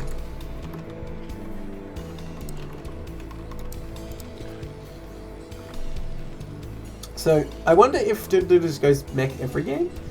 It's that Insidious Goliath build, man. People do it, tend to always do it, don't they? Yeah, I think it's like I think every like race has a little bit of that. It's like either you go Muter, or you go Lurker. Either you go like Arbiters, or you go Carriers. And you go like, Gator, you go Forge. Yeah. You go like, 3-hatch Hydra, or you go 3-hatch Spire. Yeah, I think there's always like a little bit of these kind of choices, which, yeah, for Terran, that could easily just be like Bio or Goliaths, like Bio or Mech, right? Yeah, you have little weak dudes with guns, or like big robots with 2 guns, and also missiles. Yeah, because you get a little confirmation in chat that Vermin's build, like he was getting good results in the earlier season, maybe just miss executing it. So well, I really like the opening up until the point where he lost those drones at the 3rd.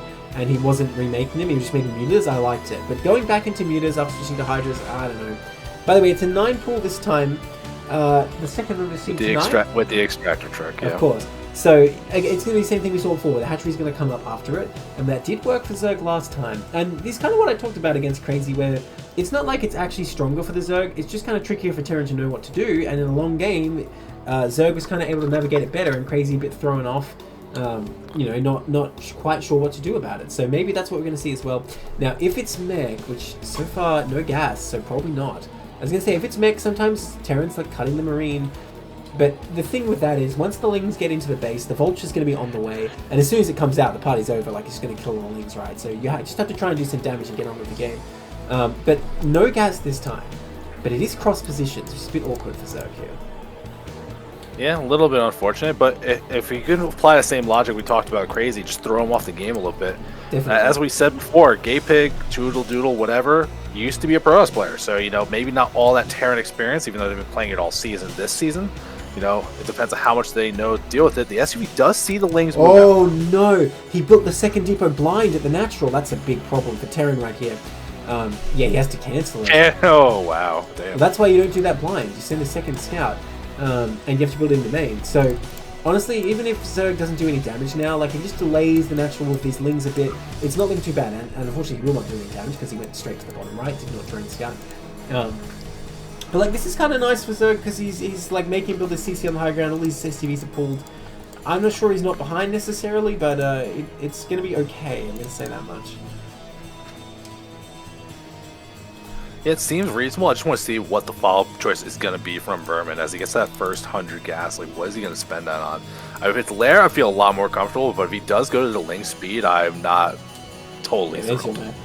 I kind of like that follow-up, though, because, you know, the SCV scouted and got the hatchery right away. I might think, okay, Zerg's just going to drone up and tech now.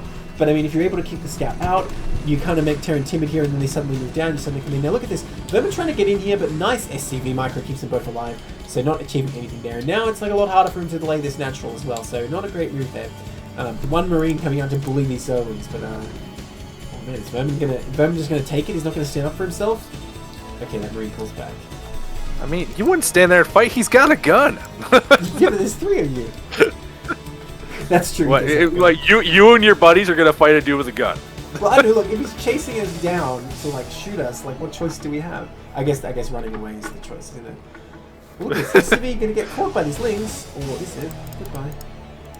Yeah, link speeds are ways off, so he's not gonna get that done. Now, I think we're going to see a Muta follow up here. No, then going down. The CC can come float down here as well. The Academy is coming up a reasonable time. As the game looks almost normal, so just a little bit behind here, I think. Yeah, I think though, if you go into Spire, which we do see, like the drone count's very light. Like you're not gonna be able to get the second gas here natural. I think the whatever threat you're gonna do with the mutas, it's gonna be very dependent on you not losing them carelessly. So nice block there. I'm not super thrilled with the choice, but I mean, what else are you gonna do?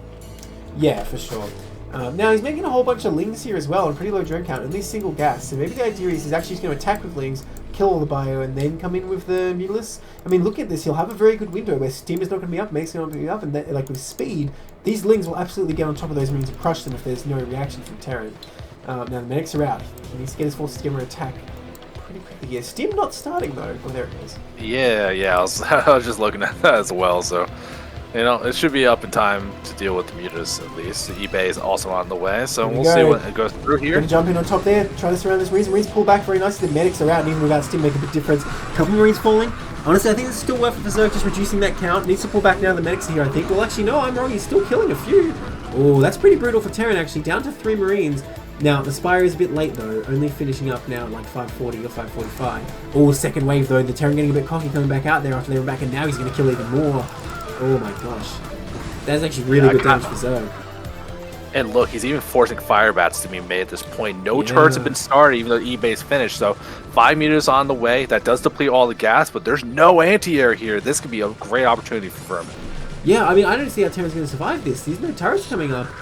Is this game just over? Get in the bunker? Oh, no, don't get in the bunker. That would not have been good advice. Okay, well, the fire bat's going to push these back, but the Mutalisk is about to hatch now. Starting to rebuild that. Oh my gosh, he's going to pick that off again. Wow, Vermin doing so much with these Zerglings.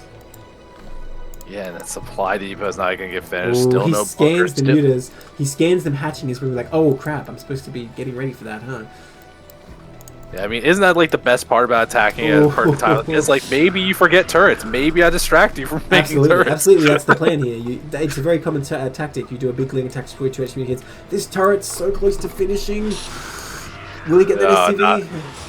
Yes. Come on, kill it. Oh, I can't believe that finished. Yeah, but it really shouldn't have there. With shots and hit the fire bat, now that turret finishes. Are there turrets in the main? There are no turrets in the main though, so it just goes there, attacking the lings at the same time. But there's fire bats here, the repair going down the turret. I think there's a mistake from Zerg, losing all his Mutalisks, going back and forth. Oh no, what a botched attack there. If he came into the main with the Mutalisk, he could have done a lot, but now these 3 injured Mutalisks have to limp home, another one coming out.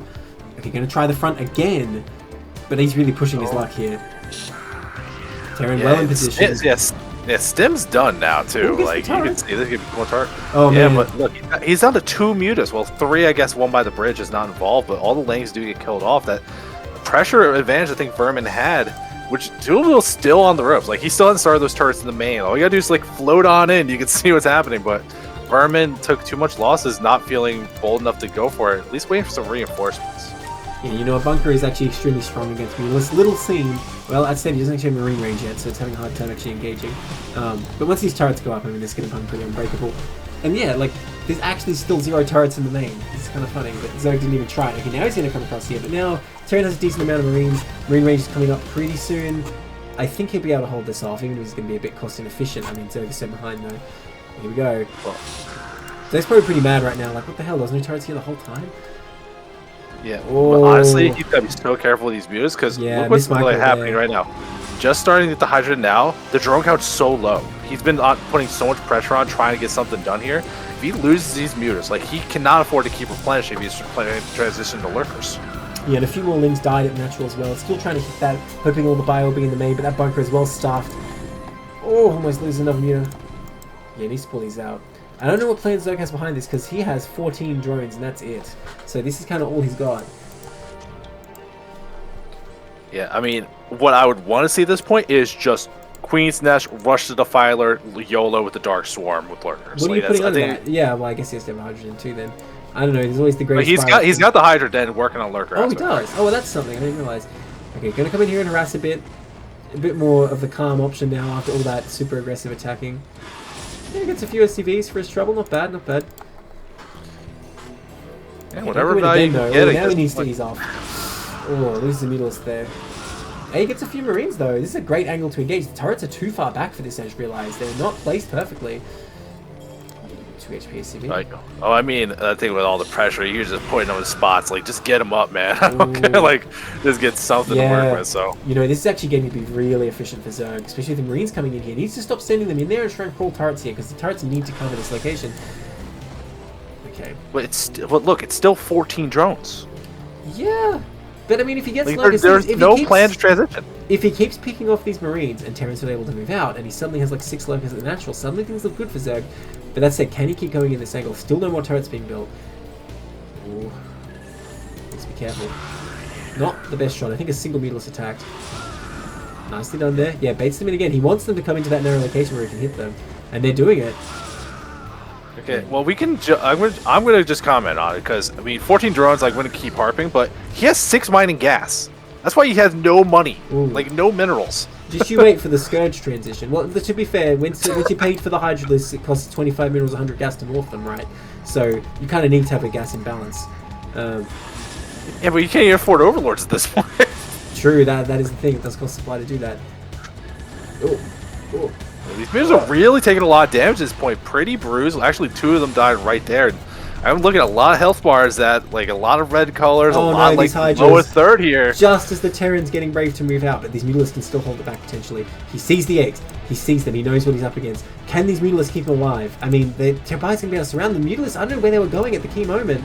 This is a big problem, and that's a lot of Marines. You can't really fight that with this many Mutalisks. Yeah, these eggs, they're going to finish, of course. There's a lot of armor, but the buy is going to be right on top of them. GG. Doodle Doodle's going to take that one. Well played by Doodle Doodle. That was very intense attacks, but I believe that's going to be a 2-0 once again. Yes. So yeah, unfortunately, I'm gonna comment on Vermin for that one. Just no plan to transition now. He just kept making moves. Like, I can make it happen, and eventually Terra just stabilized. Like, I don't know, maybe faster lurkers would have been the answer. A couple more drones so you can replenish. He was like on fumes, just hoping he could make it happen, and it just didn't have enough punch. Yeah. So that leaves our final score 3-2. If it not for the walkover, all would be even. So pretty close competition so far. Look, honestly, each series I would say was fairly one-sided, but as far as the overall team, like, definitely good players in both teams, bring some good games. Yeah, that's what's to look at the main. Yeah, that's right. If he went into the main to begin with, like, he would have done so much damage, and then with this follow-up, I think would have done it. Honestly, even if the lurkers were just like a bit more hidden there, or even he morphed them back in his base, I think the game could go on, because he was doing some good muni harass at the end there. But that's all the series we're going to do today. That is all of Tier 0 for DestrucToads vs Attitude Plus. I'm probably going to come in with a cast tomorrow, yet to be confirmed, but keep an eye out for that. And of course, we're having EU Match of the Week later, yes? Yeah, that'll be in the afternoon tomorrow as well. And I know we got something lined up on Friday, Chill. Plus, I think he said super special mystery guest casting some stuff on Friday, the other Tier 0 part thing. So, yeah, lots of casting, lots of semifinals action. Who could it be? But yes, like we said, when we say we, I mean all of CPL, are going to cast every semi-finals game. So we're getting in there, and there's plenty for you guys to watch. Make sure you stay tuned. Alright, thanks for watching, everyone.